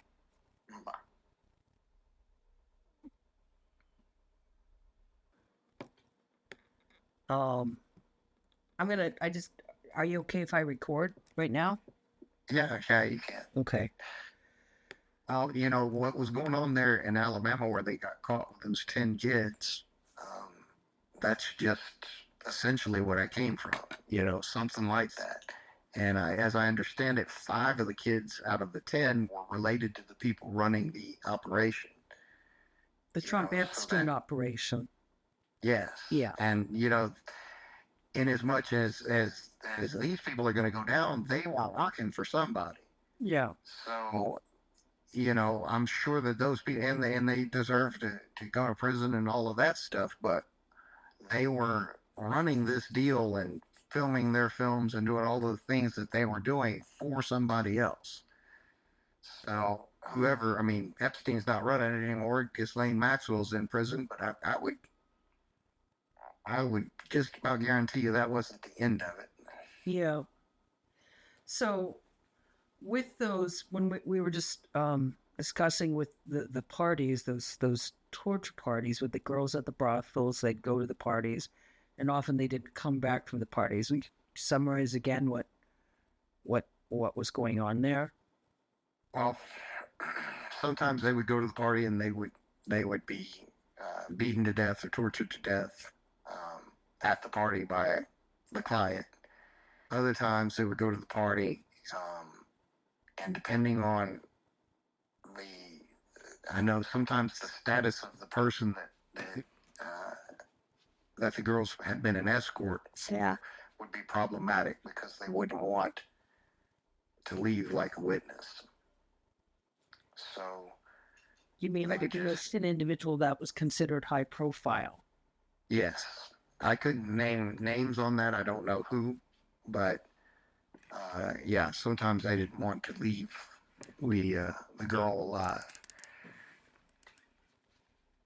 So how often, when the girls from the brothels would go to the parties, how often did the girls not come back? If I had to guess, I'd say like half the time. Half the time. Yeah, the parties weren't something that happened all that often. Like it lay around like the federal holidays and stuff like that, Labor Day, Fourth of July, where you typically would think of as a 4-day weekend. Yeah. And not all of them had parties. Well, I guess all those bigwigs have parties, but not all of them were those type of parties where they had underage people, I guess. So I don't know how that part was organized. Yeah. Yeah. So they seem to tie the parties with holiday weekends and things where could be presented sort of like, oh, they were just, it was a Labor Day party. Oh, it was like Right. Christmas holiday parties, some parties at the locations, but it was always where the parties were then dwindled to 8 or 10 of the more depraved pedophiles. Yeah. This was when a lot of the more depraved torture and rape and murder occurred, correct? Yes. And I just think that that's an important distinction because a lot of those people that did go to those parties might have done some cocaine and might have, had an affair or whatever with an escort. It just doesn't rise to the level of what happened towards the end of them. Yeah. That's a different, there's an illegality of what happened in the beginning of that, but then there's, obviously there's different levels of everything. So, and I think to some degree, the people that were waiting there to the end of the party, I mean, they're using all of those other big names and stuff that may have done things that they're not proud of as cover. Yeah. It couldn't have possibly happened at this party because, hey, everybody and their brother was at that party. Well, I think they were probably, yeah. And I think they were probably trying to get information on all of those attendees and sort of to use as a protective blackmail layer regarding the more depraved torture and murder of American children. Yeah. Did you ever, in those years, did you ever see anyone other than American children? Yeah. Okay. Let me ask you another question. Now, something I think just contextually and just more to get a sense. I know it's not what you would want to swear in a Bible because your recollection is unclear, but you talked about that there are individuals that you thought might have been involved, that you said parties that had assaulted you. Are you okay to talk about some of those individuals? Now, I'm asking specifically to get more context, but specifically, especially in terms of how we're looking at proceeding prosecutorially. I would make sure we're talking to the right folks, especially considering how many folks did attend some of those bigger parties before these whittled down to the hardcore torturers. I've really kind of shared the people that I have a clear recollection of. The rest of it just kind of melds together into something that I can't verbalize well enough to make an accusation in any direction. Yeah. You know, and then for some of that type of stuff, you just kind of just go off into another place, and there's really no other way I can describe it. Yeah. So I mean, you deal with the aftermath, but as far as the actual incidents, most of them are blurred out. You know. And you said in terms of the parties with the girls with the brothels that when they didn't come back, that they were sort of sold. They were told that the girls had gone on to the mansion or to maybe somewhere a mansion overseas to kind of live out their dreams. But Right. in cases, the girls were either tortured and beat to death at the parties or sometimes shot. Yes. And what would you say was the average age of the girls there? If I had to guess an average, I'd say 13. 13. Right. A couple, maybe a year or two younger. A bunch of them around that age, and by a bunch, I don't think there was ever more than 5 or 6 there at a time. But even in the short time that I was there, it was Samantha was the only one that was there when I had gotten there, I think. Yeah. So.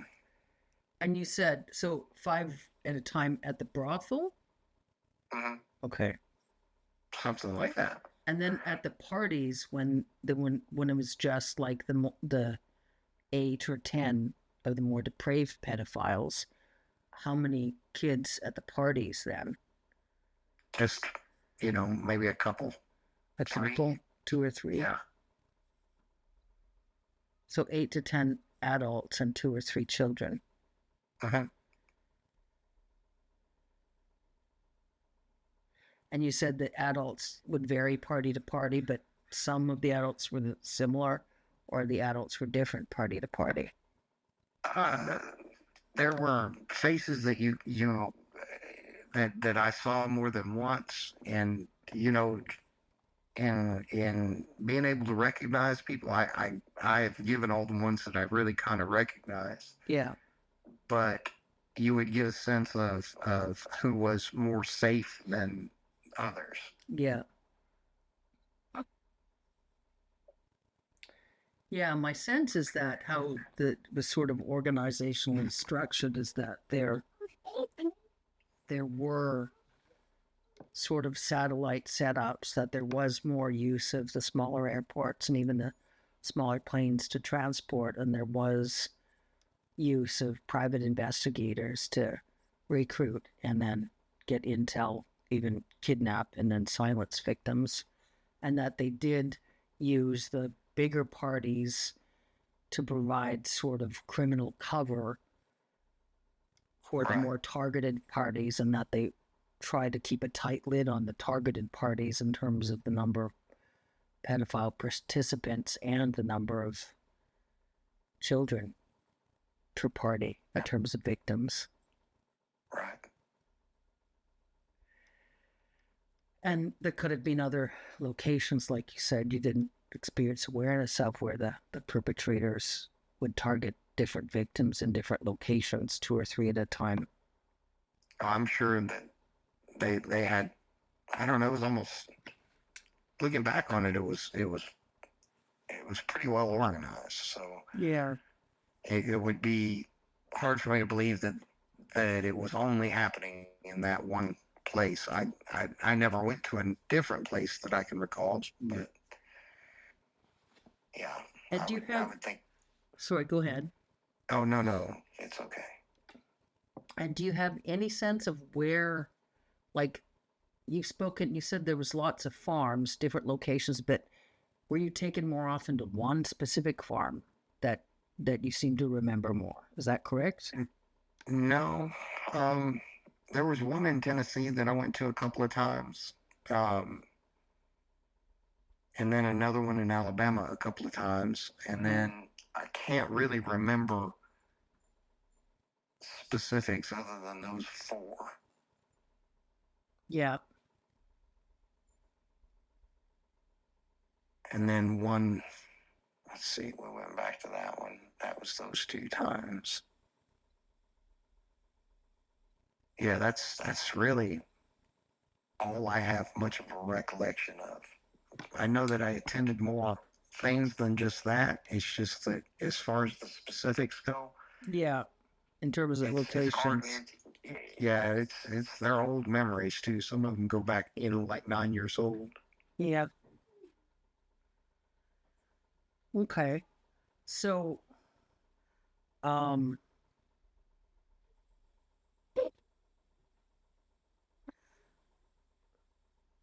asking a bit, like I say, in terms of like figuring out sort of simply in terms of finding the right prosecutorial support, and in terms of carefulness of us getting those copies of those reports. Like, it's sort of a weird chicken and the egg thing in terms of, like, you know, some of the police departments, they'd want to look at copies of reports, but we want to get those copies of those reports safely without triggering anything in terms of United States surveillance.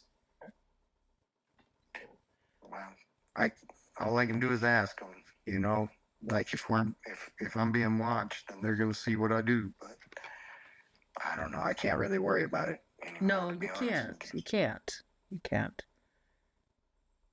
I mean, what's your sense in terms of what's really right for you? I have no idea, to be honest. Yeah, I'm kind of curious. I want to go up there and get that police report, and if I'm able to get that, then I'm excited to try to get the next thing. But I just have to make some headway somewhere.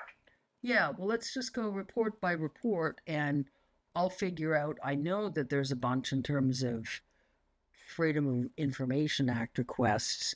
I want to talk to the police officer again here. I mean, obviously, whatever the police officer talked to the police officers in the Intel division, they wanted to call me. So I say I'll follow up and I'll say, look, we have these other reports.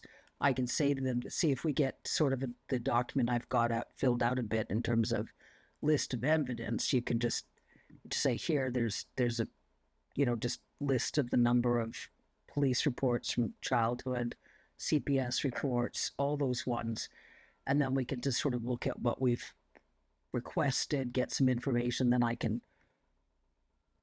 when I get the flash drive or the audio, so the different documents to the police officer to listen to, then I can say, here, look, this is what we've been working on so far. And I'll just tell her my concerns in terms of if we ask for a bunch of these reports, is it going to flag anything, that would be in any way, considering the situation. I'll just ask if they can run the reports even. Okay.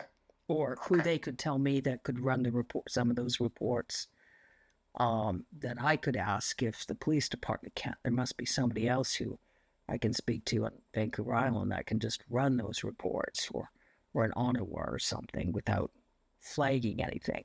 Some of the journalistic organizations where there's tons of requests going through, I just want to be super careful in terms of where the request comes from, just so there isn't any inadvertent attention on you, right? Right. And obviously, pardon me? I said I am fried. I'm gonna have to let you go. I gotta listen to some music, man. Yeah, no, don't worry. Are you okay? Yeah, I'm okay. This just really takes me to a kind of a dark spot, man. I kind of need to listen to some music for a while. Okay, no, I understand. Enjoy some music, enjoy some quiet, and take care. All right, I'll talk to you later. Okay, I'll talk to you soon. Bye bye. Bye bye.